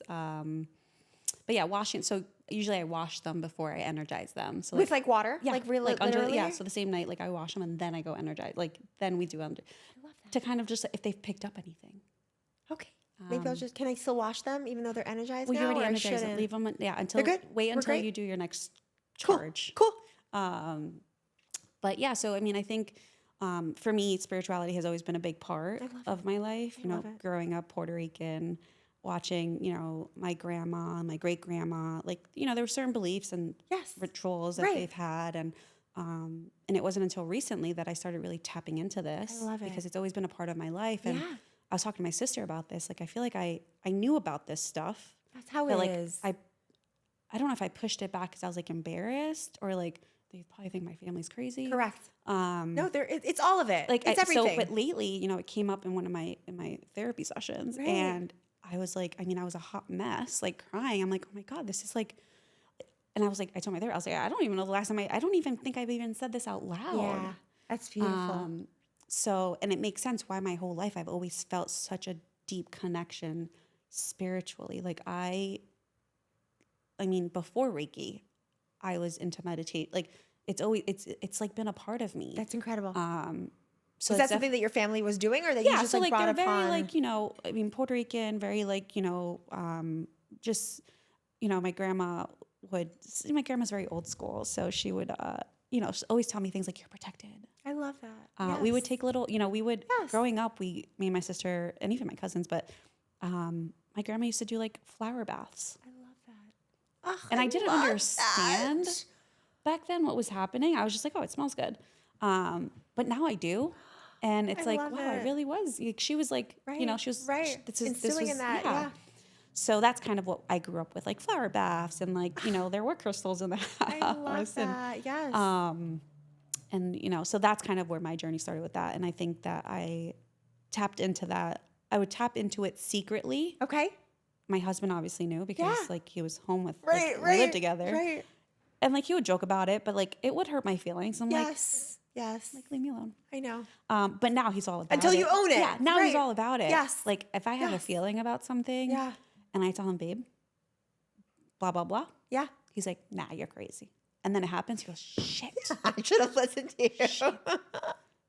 And now it's like, I tell him something. He goes, yep. Okay. Got it. Yes. Like he, Yes. like, I'm very intuitive. I'm very, Yes. like, I That's feel what it things. is. I feel things. I was just going to ask you, that was going to be my follow-up, because that's new for me. And I conceptualize it as hearing my higher self, like knowing that voice, that literal, my soul, because I know what you mean. It was just something, you know, it's all the things, the shame, the I'm different, you know, do I believe that? Until you're like, it's like literally knocking, like, no, that is my belief. And the anxiety, because I had a really good therapist that I actually, after my journey, hadn't spoken to her in a year, and she just kept coming into my brain, and I called her. So we did therapy again together, because I'm like, you are going to help me integrate. This is you get it. But it's, gosh, I lost my point. I was ignoring. I remember I heard the voice, but I was pushing it. Yeah. I heard it. Yeah. I knew it. It's there. It's so there. Yeah. And it's not, it's more, it's so funny because it's like people will say, like, is it that gut feeling? It's so much more than that. And I couldn't conceptualize. There was a huge blockage there. Yeah. But now I can literally, like, it's like almost a little person or like a higher entity that is like literally the higher self. And I was just telling it to shut up. Yeah, you were numbing it. We're not trained to listen to it. We are social media, family, like every external And you factor really have to find that internal peace and that quietness. You have to get in tune with it. Yes. And there's a lot of fear there. A lot of people that tell me with like meditation, oh, I can't be alone with my thoughts. And it's so funny because I love the silence. And when I finally have learned the practice of silence doesn't mean being alone with my thoughts. It's silent. There are no thoughts. Yeah. And like, it's a whole nother level. It is. Woo-ness. And it's funny because when I say it, and I like, thank you for having this conversation with me, because like friends that are beautiful friends, wonderful friends that will stay my friends, but they just don't get it. They're just either not on the same journey or they're still in that blockage. And I start saying my story, or I go through the journey with them, and I can hear or the breathing. I sense the difference in their breathing, and I'm like, do I continue with my story? I feel Am I scaring crazy. Literally, I know that I am, but I'm like, I'll finish my story because this is my truth. Yeah. But it's really hard to be on that level, to conceptualize it, because I didn't. If you would have asked me a year ago, I knew it. Like you said, I knew it. I've heard of it. I've been through I've met the people, and I've heard the journey, and I've done the therapy. But there's one thing, knowing it, like cognitively and conceptually, and embodying it. And like, it's a practice. It's so definitely a practice. It definitely, isn't quiet And in the beginning. That's the word that keeps coming back to me. It's a belief. Yeah. The buy-in needs to be there. Yeah. And so what, if you will share with us, what, I call it a download. What comes for you? Yeah. Is it the connection with the crystal? Is it the connection with the person? Do you meet them on a higher level? Like, can you tell me a little bit about that? Yeah. I mean, if you're allowed. I like the download. I like that word. I've heard it. I've used it before. That's what it feels like to me. It does. It's not my thought. It's not. And I think it's definitely, my connection with people, with anybody, clients, family, it has always been, but now it's definitely a lot deeper. Like, I'm very, like, not that I can hear people's thoughts, because that's... No, yes. But, like, I pick up on the slightest... I mean, like you said, the breath was different. I pick up on the slightest things that I won't, and I think that's what makes me, a very in tune therapist with like, or even just, coaching or the mamas that I have, that I'm not going to let it slide. Yeah. Because that's your nervous system trying to tell me something. Yes. and I'm sorry, I'm not here for that. Yeah. Like, we're going to work on that. Yeah. Let's talk about it. Yeah. What was that? What was that? Right. And I'll let you probably finish your thought, but I'll be like, hey, I just noticed Correct. you. I love whatever. that. That's wonderful. But it's so important. It Like, is. and I think if we're not in tune with ourselves, how can we be in tune with our clients? No. Right. And it's kind of Agreed. like, you know, and I think to be a therapist, I feel like school should mandate to go to therapy, but I we can agree. probably have another Yes. another hour conversation about that. But Absolutely. that's not what we're here for. But, you know, we can only go as deep with our clients as deep as we go with ourselves. That's right. And we're doing a disservice to our clients if we really haven't felt, not that we have to feel everything, but like if we have not sat with our shit, Yeah. are you really going to like push your client Right. to that next level? Right. Are you going to see the things that they are, you know, let's be honest. I've withheld things from my therapist. Oh, And please. you know, Absolutely. like, you know, What if they're going to call the authorities? I promise you, in Yeah. the thick of it, I would have never said that about my kid. They would have taken my kid away. 100%. And we know better too. But I think that's the point of why I said that. Yeah. Because that's more people's reality than not. Mm-hmm. And I really wonder if someone would say it out loud if they wouldn't have shaken their baby. Yeah. Like, and I mean that in the most loving way. Mm-hmm. Like, if it was safe enough that we could say these things and get the help in real time, Yeah. and like not have social services knock at the door because we're thinking these things. Yeah. But that's how it is. That's how Yeah. the homeless, Yeah. you know, it stems from mental health. Yeah. How did they get there? They didn't get the help and now they're on the streets. You know how many, more than not, that's the story. It's counterproductive, right? Like It's DCF all coming knocking on your door, you're already feeling correct. shitty. Correct. Like, And I didn't say it, but I didn't get the help that I needed. Yeah. And it's that. yeah. Yes. Yeah. So I think, you know, this type of work, nervous system, and I feel like the buzz is lately like a lot. Well, everyone's wearing these new I'm thematic things. yeah. Have you seen Yeah. those? What do you think of those? Do they work? The what? Have you seen it? I don't know if you've seen it. So it's like it looks like headphones, Oh, but it goes here. no. Oh, we'll look into it together. And I've been seeing it now, and I guess it does pulses. Okay. And it's supposed to give you that somatic input. Okay. Reset the nervous system. Okay. I don't There's know. so many. I Haven't feel like, tried it. Yeah. So I guess that's the what I'm buzz asking you. The is- buzz is this new. Yeah. People have learned you have to Which is regulate. great. It's incredible. What is it that the pills do? They regulate your nervous system. I've always said that, but no one's caught on. And I'm like, what does this pill do for me? Because I've been asked, and it literally just helps me breathe. It helps me get I to can the breathe point again.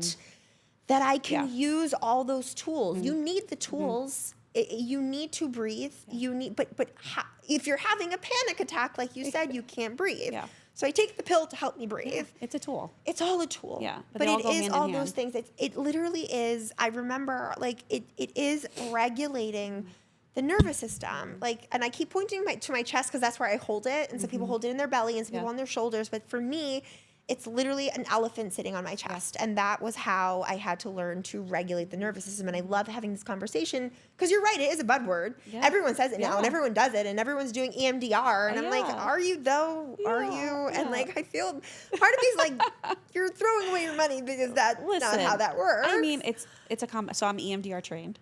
And I love it. You see, we're meant to be. But it's, you know, it is a combination with, you know, I've done it all before. these tools. Yeah. You know, I think it's a Yeah. wonderful modality. I do too, but it has to be the right person because the person that I did it Yeah. with, I don't believe we were doing the right EMDR. And I that's a also- whole nother again, conversation. we to can have. probably have a whole nother hour segment on this with my beliefs on that. But, you know, I won't even go into it. Yeah, so somatic work, nervous system regulation. I'm happy that the buzz is happening. At least. At least. Because it's a thing. It is a thing. It's 100%. And I don't think we were aware, or we weren't taught. Maybe, you know, people. I mean, I knew about it. Yeah. But Yeah.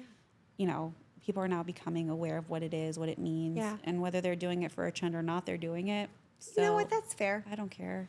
And it's funny because I think we've moved, because we're talking about it, it moved back to the idea that like only the crazies use this, to now this is a lifestyle and we should be, you know, more zen is the word, more, you know, in tuned and doing all the therapies and doing all the, I wonder though, it's downloaded for me, does it make it easier? are we hiding behind these things versus talking about it? So coming to this trend of, oh, now I'm meditating and now I'm mindful and now I'm doing the yoga, and now I'm doing the EMDR, and now I'm doing all these things. But are we, for those that have not done the deeper work, the talking about it, the identifying what the actual trauma is this just another fad? Are we hiding behind this? Like, yes, we're taking away the stigma, but are we doing the actual, I mean, not you and me, but this trend, is the actual work happening? I mean, maybe they are, for sure. Yeah. I do think that it's definitely it can be a go-to for someone who's super avoidant, who's someone who doesn't want to talk about it, but they're saying that they're doing nervous, I'm doing breath work, I'm doing meditation, and all of a sudden you're healed. Correct. Can they? Sure. Right. Because a lot of people won't go to therapy. But there's a stigma there still. There is, yeah. And listen, I don't know how to break that. Yeah, I don't know either, but that's, I think, honestly, like if I had to give like the perfect prescription, like I'm not a doctor obviously, but like the to-do list of like how to like just unlock different layers. Yes. Like I think talk therapy, EMDR, I think doing all different types. Don't get stuck in one thing. I agree. I say date your therapist.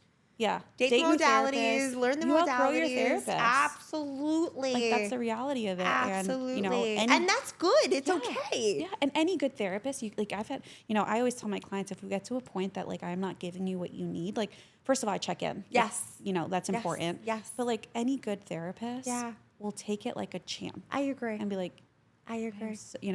Whatever. They'll validate it. They'll be like, I'm with you. Let's Me. terminate. Like, Yeah. I would make sure that the person, depending who the person is, I'll make sure they have another therapist. Absolutely. So I guess for me, I say that because for the first time after my journey, I made whatever the word is, a mindful decision to pause talk therapy because I realized that I was keeping the past alive that way. I had done the healing, but I was over doing it by keeping it alive. And through my journey, my download was let it go. Yeah. And so I did. Yeah. And so an incredible therapist, and I didn't unpack with her. I know I might just unpack with her because she knows going on the journey, and she has been on it as well. So I'd love to like talk to her about it, but I wasn't ready. And I recently texted her, and I like wasn't afraid. Usually I would be, and I'm like, I just need a break. Yeah. And all she said to me was like, I'm here. Let me know if the thoughts shift in any way. Be in touch with a psychiatrist also. Yeah. Call me whenever. Amazing. Yeah. So happy. This is like for you. Great. That doesn't always happen. Right. That doesn't unfortunately always happen. But I agree with you. A good therapist will identify and there's this safety there. I mean, therapy is so beautiful. Yeah. It's so incredible. It is. And I love that you're doing like such wholesome. You're doing such a wholesome like work. And are you only working with moms? Yeah.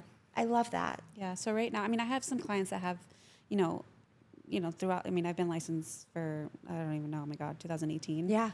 So I've had some clients come back, here and there. So I'm not going to tell those clients, like, my clients who are my clients and want to come back. Yes. The door's open always. Right. But I had to make that decision of I need to stick to my, like, if this is what I'm going to focus on, this is what I'm going to focus on. And it definitely took a lot for me to get there because it was my stuff with like, I want to help everybody. Yes. Yes. And doing too much. Yep. Wasn't help. It was not, it was counterproductive. Right. I was stretching myself thin. I was driving myself crazy. Therefore my creative thoughts couldn't be, there was no room for creative thoughts. Yes. Yes.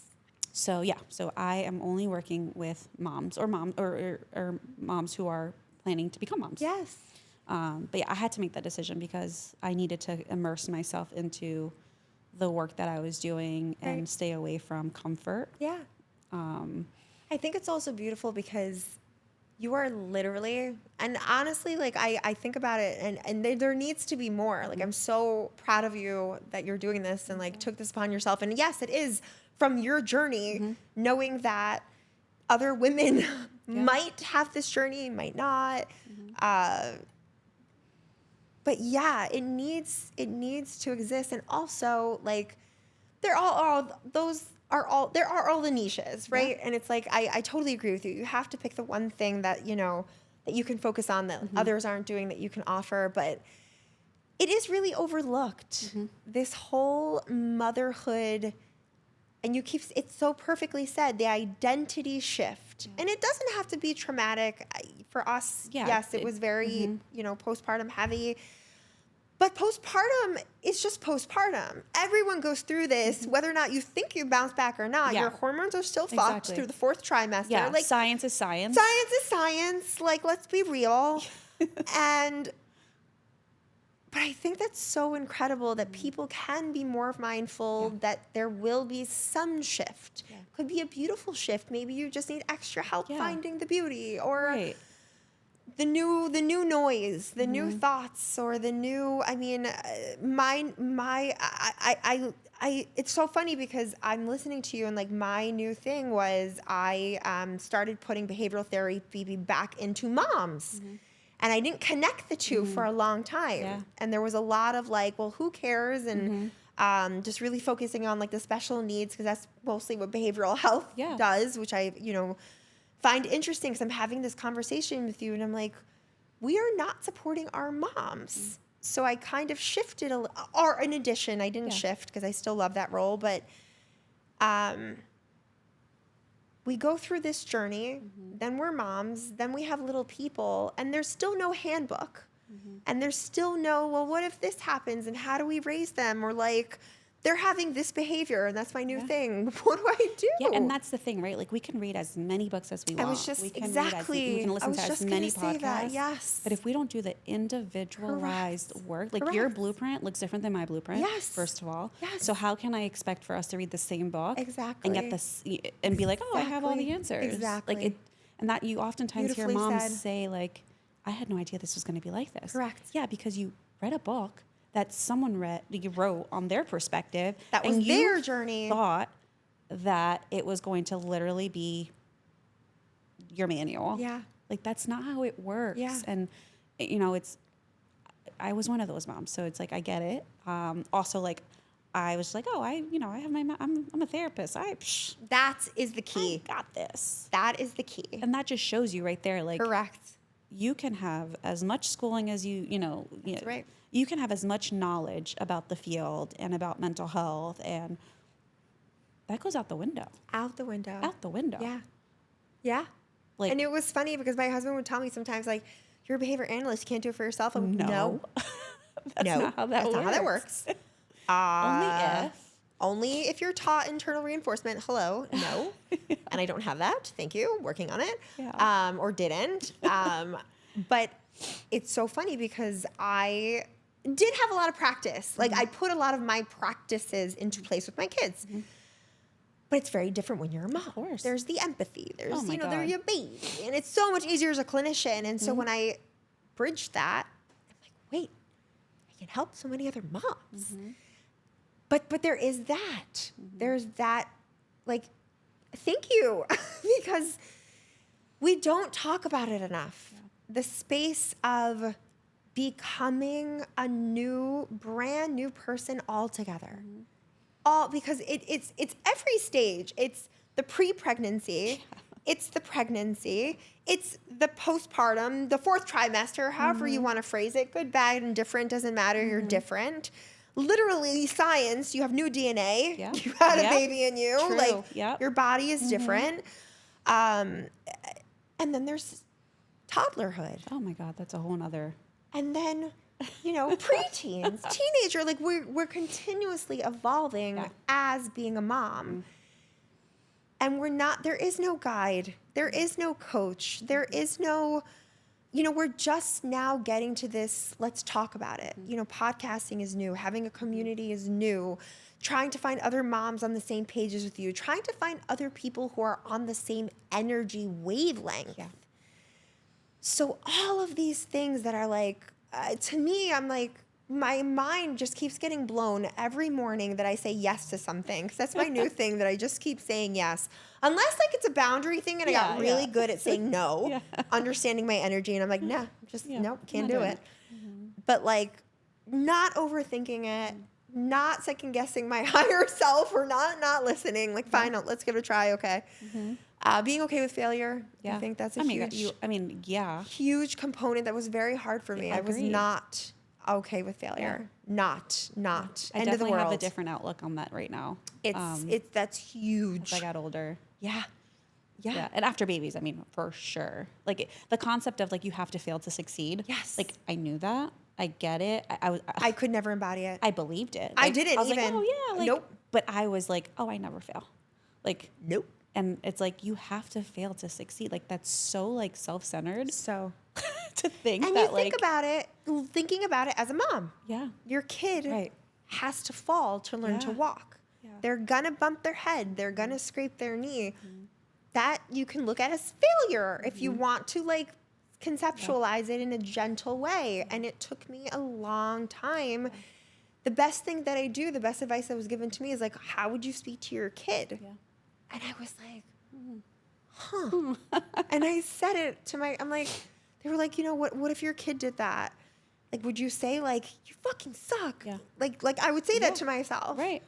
Like, absolutely not. Yeah. Like that, we'll learn together. What did you learn from that? How can we be different? Now you know. Like, what a different way to gently like, that's the thing too. We're gently reparenting our own selves Yes. while parenting another human. Yeah. And our husbands, if we're going to be honest. Like, my husband is brand new. I tell him all the time, I'm like, you are so human. You are so, like, the way that he is with his boys, like, he is so different. And we're just learning. Yeah. Unlearning. Yeah. Is that too. But there is no blueprint, but guides. Like, thankfully, like, so what are your steps? So someone that's finding you, what are the steps that you offer? So the first thing is a phone call. It's not a matter of just like signing up. Let's do this. It's definitely, I need to assess, make sure that we are in a good headspace. Because the last thing I want to do is send you on a spiral. Okay. And go into a relationship that like there's stuff that I don't know that, I love that. might just Come up. surprise me. Yeah. So it's an in-depth conversation, just super organic conversation. Let's get on the phone. Let's chit chat. Let's feel like, I love that. I feel it out. You but feel I it also, out. Yes. But I also like, there's certain questions that I ask and like, it's an organic conversation. Yep. So that's always the first step. Yeah. Always the first step. And then from that we decide, okay, are we doing therapy Okay. or are we going to go coaching? Okay. Because obviously those two cannot live together. What's the difference? Yeah, coaching is more. it's very so structured. Not Okay. that therapy can't be structured, Right. but it's a 12-week Okay. program that I have, the framework that I have written, I love and that. it's really intentional, very structured, very holding my clients accountable. Yeah. And it's deep work fast, Okay. right? And it's being able to follow again the framework, following it to a T. Okay. And it's not talk therapy. We're not going to talk about, maybe, of course, we might talk about, if something does come up. Right. But it's not therapy. Got it. It's definitely coaching. Okay. And then therapy is, the client's taking the lead, Yeah, they're unpacking. Yeah. So coaching, I'm taking the lead a little bit. Right. With, Do you have to have someone that's quote unquote healed? No, that's been in there's, therapy? oh, no. So there's no such thing as healed, first of all. Let's yes. go there. Some people. I just need to make sure. 100. You know what? Like I said, you're dying unhealed, but Yeah. a person, I guess, who has come to the forefront of. Yeah. I identify with my trauma. Yeah, and listen, it's possible that I can see somebody that has never been to therapy. Yes. But what I'm looking for is like, are you having panic attacks? Yes. Is your Okay, anxiety fair. debilitating? Got it. Debilitating. Yes. Do you need more work than this? That's what I'm looking for. Yes. Fair. Beautiful. Not someone who's quote unquote healed or who has done the work. It's more of just like, if we go into this fast in 12 weeks, like, am I going to cause harm? Yes. I love that. Got it. That's literally. It's more going to come up. Yeah. Yeah. Yeah. And then, 12 weeks is scratching the surface. That's like us really. What is that for? Learning. 3 months? 3 months. 3 months, yeah. Yeah. 90 days. Being able to. 90 days. When you put it in I that know, retrospect, I oh know. my gosh. Sounds like a lot, right? 12 12 weeks sounds a lot. 12 weeks sounds like a lot. 90 days is Short, yeah. It's nothing.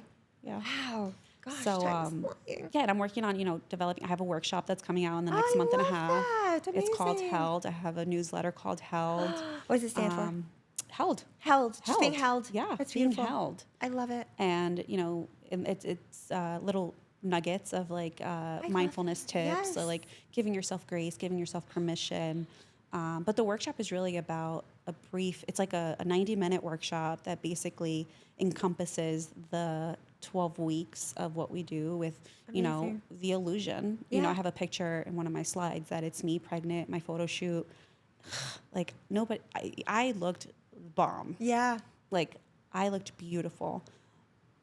And I put that picture up on my slide and I let it be just the picture. And then I Yeah. get into, you know, all of a sudden the word illusion comes up. Yes. Like you don't know No. what people are going through. And Social social media, you know, makes everything so picture perfect Yes. that it's just like not okay. It's not. It's not. And that's why we have to have these conversations. So I have a workshop coming out, and that's kind of, you know, just Amazing. getting people to start. And the thing I've noticed the last, you know, few months is that us women, we're stubborn. Yes. I've gotten a lot of, I'll call you when I need you. Of course. Of course. And listen, great, that's fine. I'm here. I'd Yeah. rather be a resource I after agree. the fact. I agree. That's fine. I agree. I'm not here to, you know, Yeah. force you to do Yeah. something that's okay. I'm here. Call me. And I think the thing that we need to start normalizing a lot more is let's start doing the preventative work. I love that. Like, I agree. Why are we doing the work when we're in crisis? Literally. When Why? you can't, when you almost can't, When you 'cause almost you're can't already and you have no panicking. time. Correct. And you're just flooded and I used to pass out from panic attacks. Yeah. Like literally. Yeah. Like there are times where I woke up and I was in my husband's What arms. happened? Yeah. Yeah, because I remember, and that's how my body. That's talking about self-regulation. That's how my body regulated, and that's when I knew I needed help. I was passing out from panic attacks. Yeah, I would blank out. Like, Yeah. I mean, hyperventilate, of course. That's what it is. Like to the point that you passed out. Correct. But like I don't even know. I mean, it's Yes. I haven't had one in a That. while, but like It's been years, but that was my was reality not- for a long time. So I sympathize. I Yeah. 100%. panic attacks are no joke. But No. normalizing, back to normalizing, talking about it. Like I don't want to see, not that I don't want to see moms in crisis, but like why are we putting we're already dealing with so much. Absolutely. Like deal with it now. Let's talk about it. Let's Right, just have a right. conversation. Let's And start have the tools, like you said. let's start unpacking things. Let's start looking at things from different perspectives. Amazing. And you're writing your blueprint. I love it. You know, I tell mom, don't read books. Yeah. Let's do your work. Yeah. I That's love the most that. powerful work that you can do. I love that. Because if we're wasting time reading all these books, because listen, are we going to learn some stuff? Sure. Okay. But nothing compares to your journey. No. And also, you unfortunately can build expectations based on these books. Yeah. That's my version of it. Yeah. And, you know, I want it to be this way. And this Yeah. book told me Yeah. this is how it's That it going was to be. possible.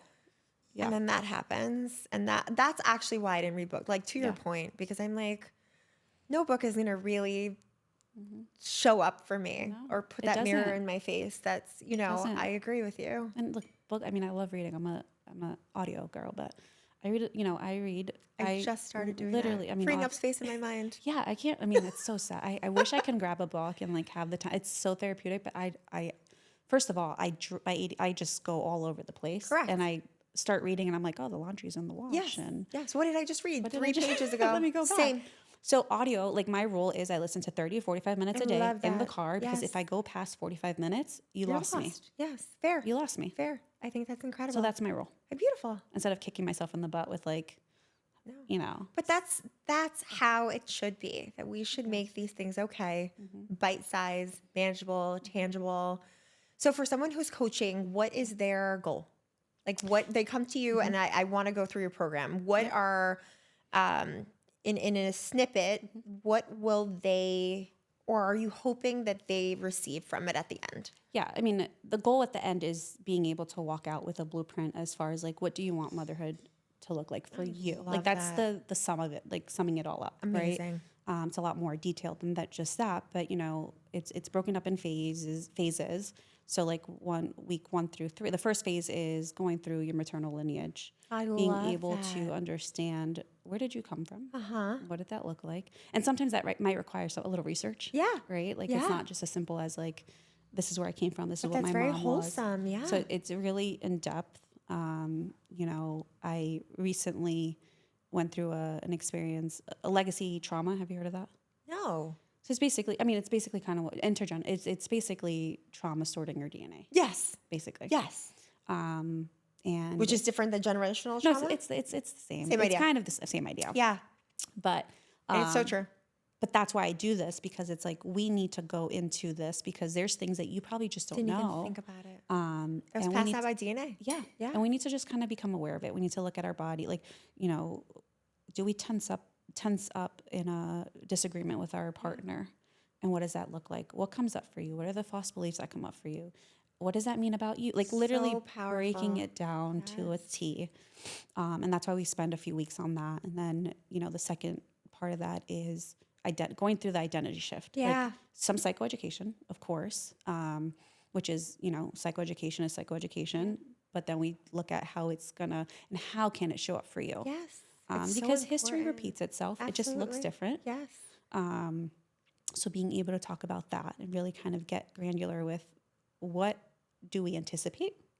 What do we, you know, think this is going to look like? Because we can do that. We can, like, yes. we don't know What if are it's you going to look hoping like for? that, What's it gonna but look like, you know, for real? let's talk about it. Yes.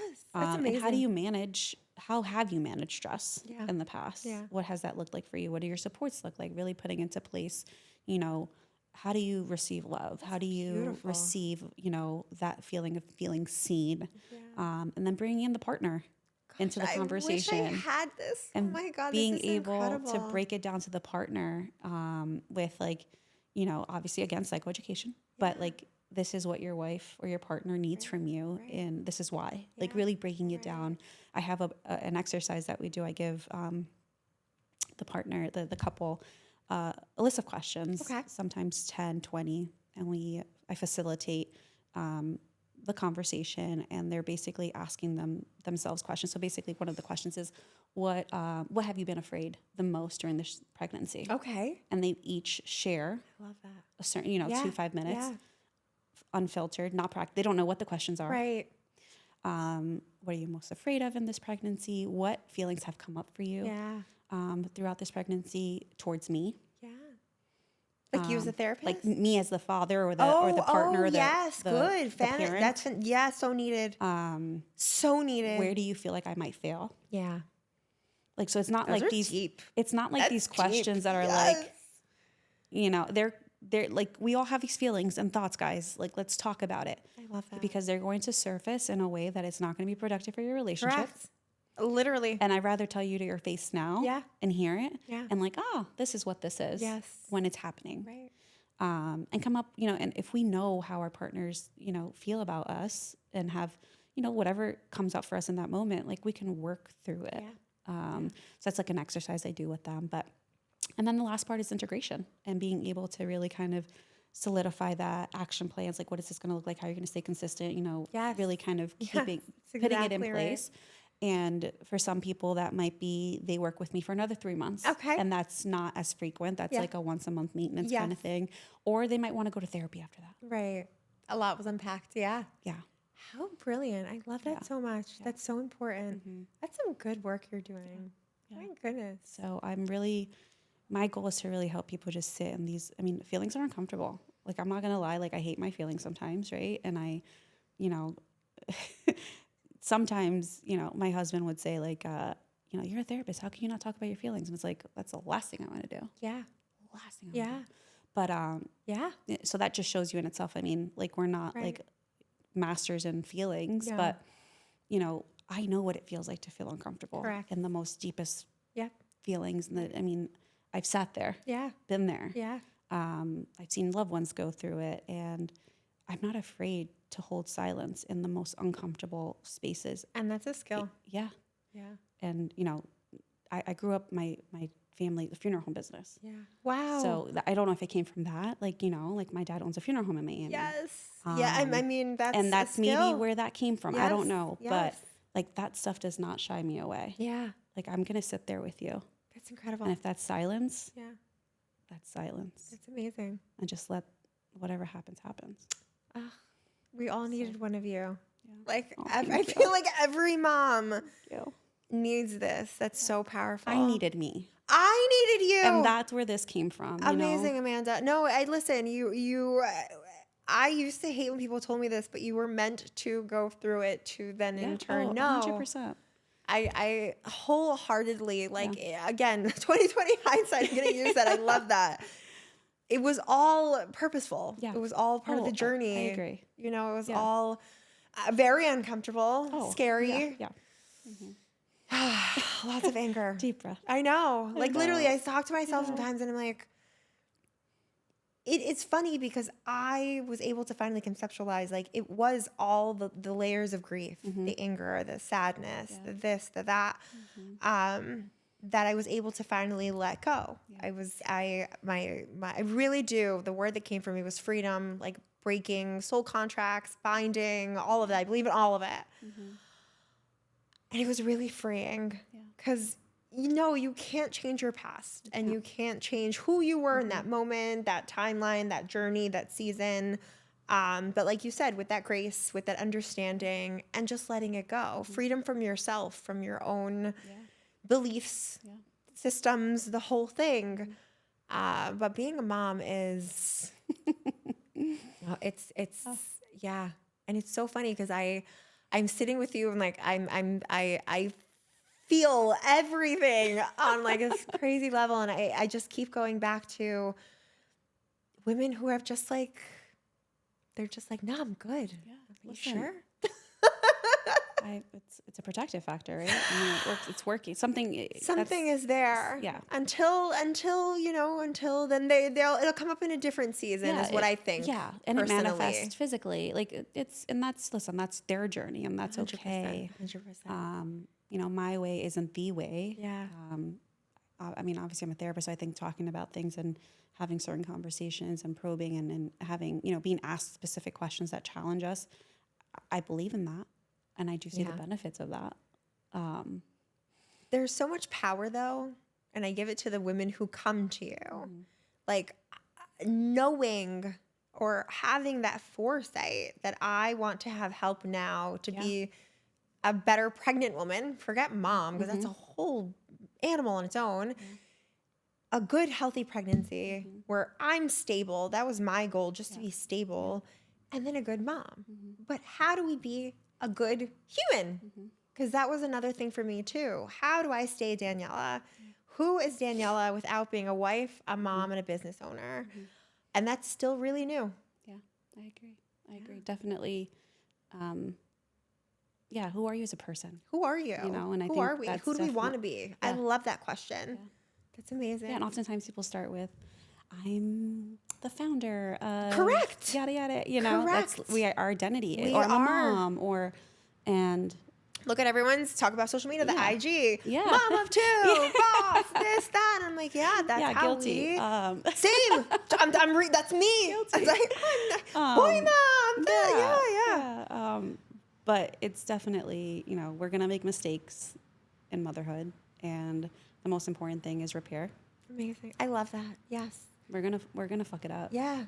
And not be afraid of that. I was really 100% afraid of, damn, now my kids are going to be fucked up.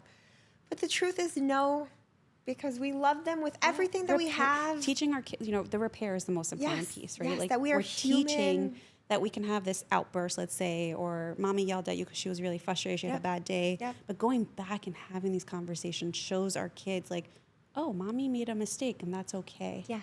Back to that. Let's talk about that. Like, that's okay, mom. Yes. And when they make a to mistake, feel that way. Yes. then they're more, it normalizes, hey, mommy, my son comes to me sometimes, he's so good with his feelings, this little kid. Is that your first one? Yeah. And same with my first one. Same. Very sensitive. Super in tuned and sensitive. Yesterday he wasn't listening to me and I called in my husband as backup. Yep. I walked into the room. I was like, babe, you need to go get your son. I was like, he is not getting dressed. So I hear him having a conversation. Why aren't you listening to mommy? So I get in the car. He goes, mommy? I'm like, yeah, baby. He goes, I'm sorry I didn't listen to you.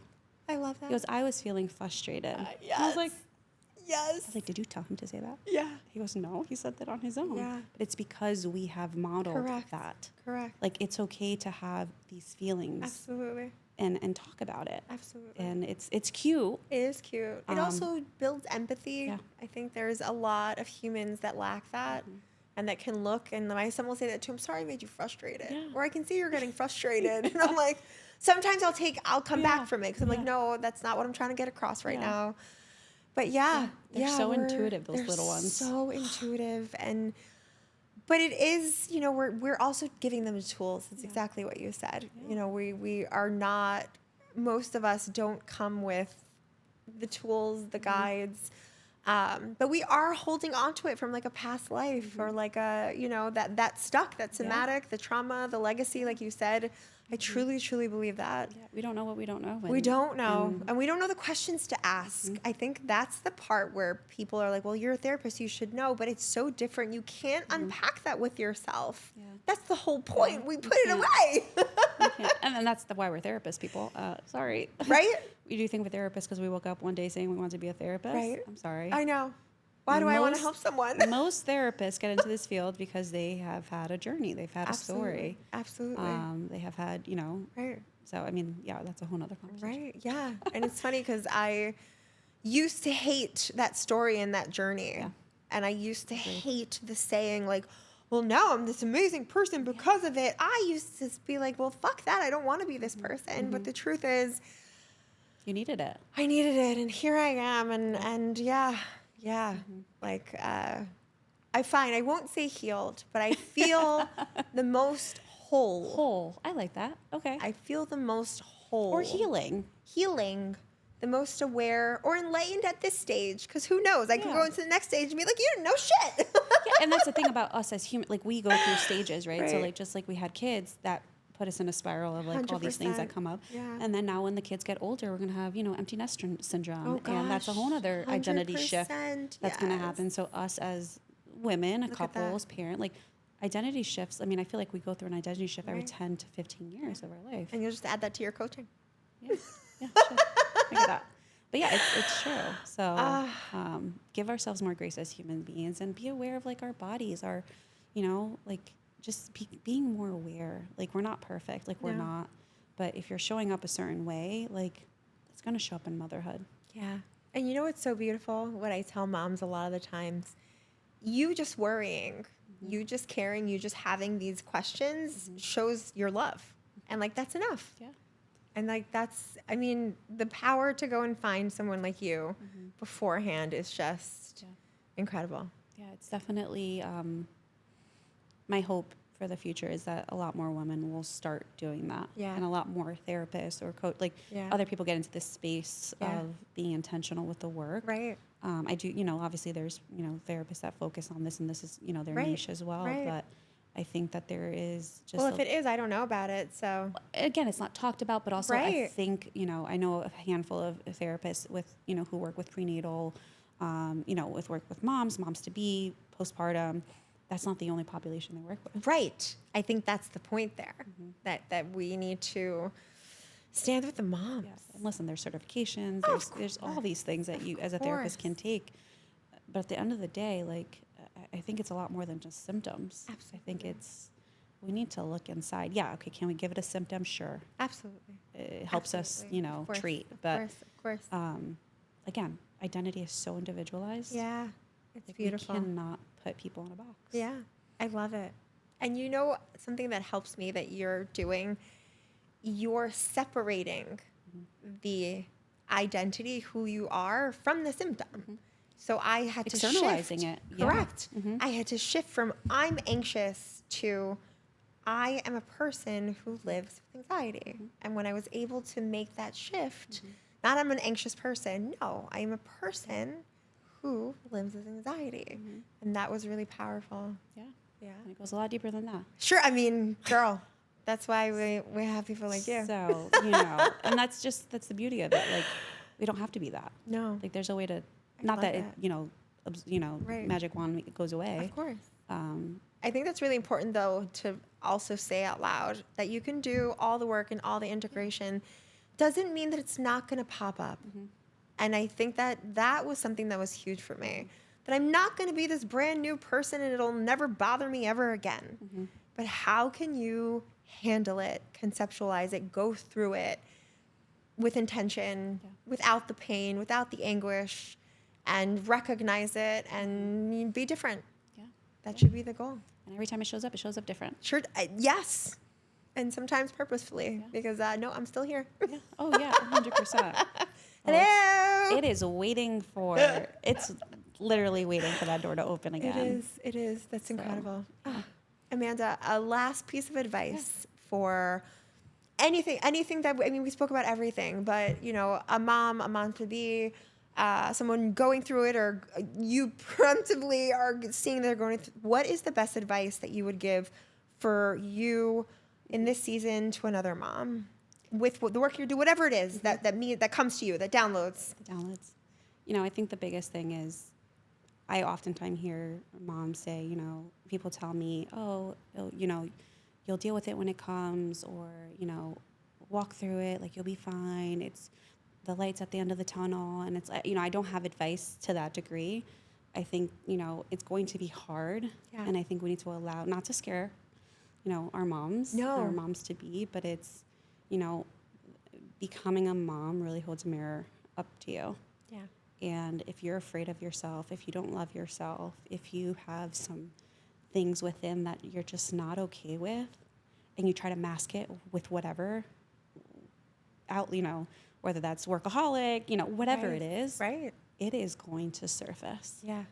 Beautifully said. So my advice is, don't be afraid to look at yourself and, like, do the work. Yeah. Because one way or the other, it's going to seep. Yeah. 100%. Wow. That was really powerful. And it's allowed. I think a lot of us don't let it happen. You're allowed to feel that way. You don't have to be okay. You don't. Oh, that was incredible advice. Yeah. Please tell everyone where they can find you. Yeah, Zenful Mamas. Website, your IG, like, it's so important, and we will link everything. I mean, what a resource. You're incredible. This is an incredible conversation. Thank you for being here. I came, Me too. So, I mean, Zenful Mamas, so www.zenfulmamas.com. With an S, Zenful Mamas? Zenful Mamas. Mamas. Yes. Beautiful. Yes. Love it. And my IG, I mean, you guys, you'll link it up. But absolutely. Again, Zenful Mamas, I mean, you just Google me, you'll find me. I'm there. I love it. Yeah, so I'm definitely, again, the normalizing is my biggest thing with moms. And, like, I'm not okay with it. So I'm going to be loud and proud. And I am going to cause waves. Yeah. Yeah, because you needed you. I think that's so incredibly important. Oh, my gosh. What an incredible interview, everyone. I mean, what an incredible talk. This is such important conversations to keep happening, especially around moms, especially around all the shifts in identity and the new stages. Please like, subscribe, stay tuned. If you're ready to be a mom, if you're thinking about it, if you're going through it, even if you're going after and you're like, damn, I really needed that, please go find Zenful Mamas. Like, the tools are everything that we always needed. And if you're a mom, you know. If you know, you know. You know. Please watch, like, subscribe, reach out, and we'll see you next time.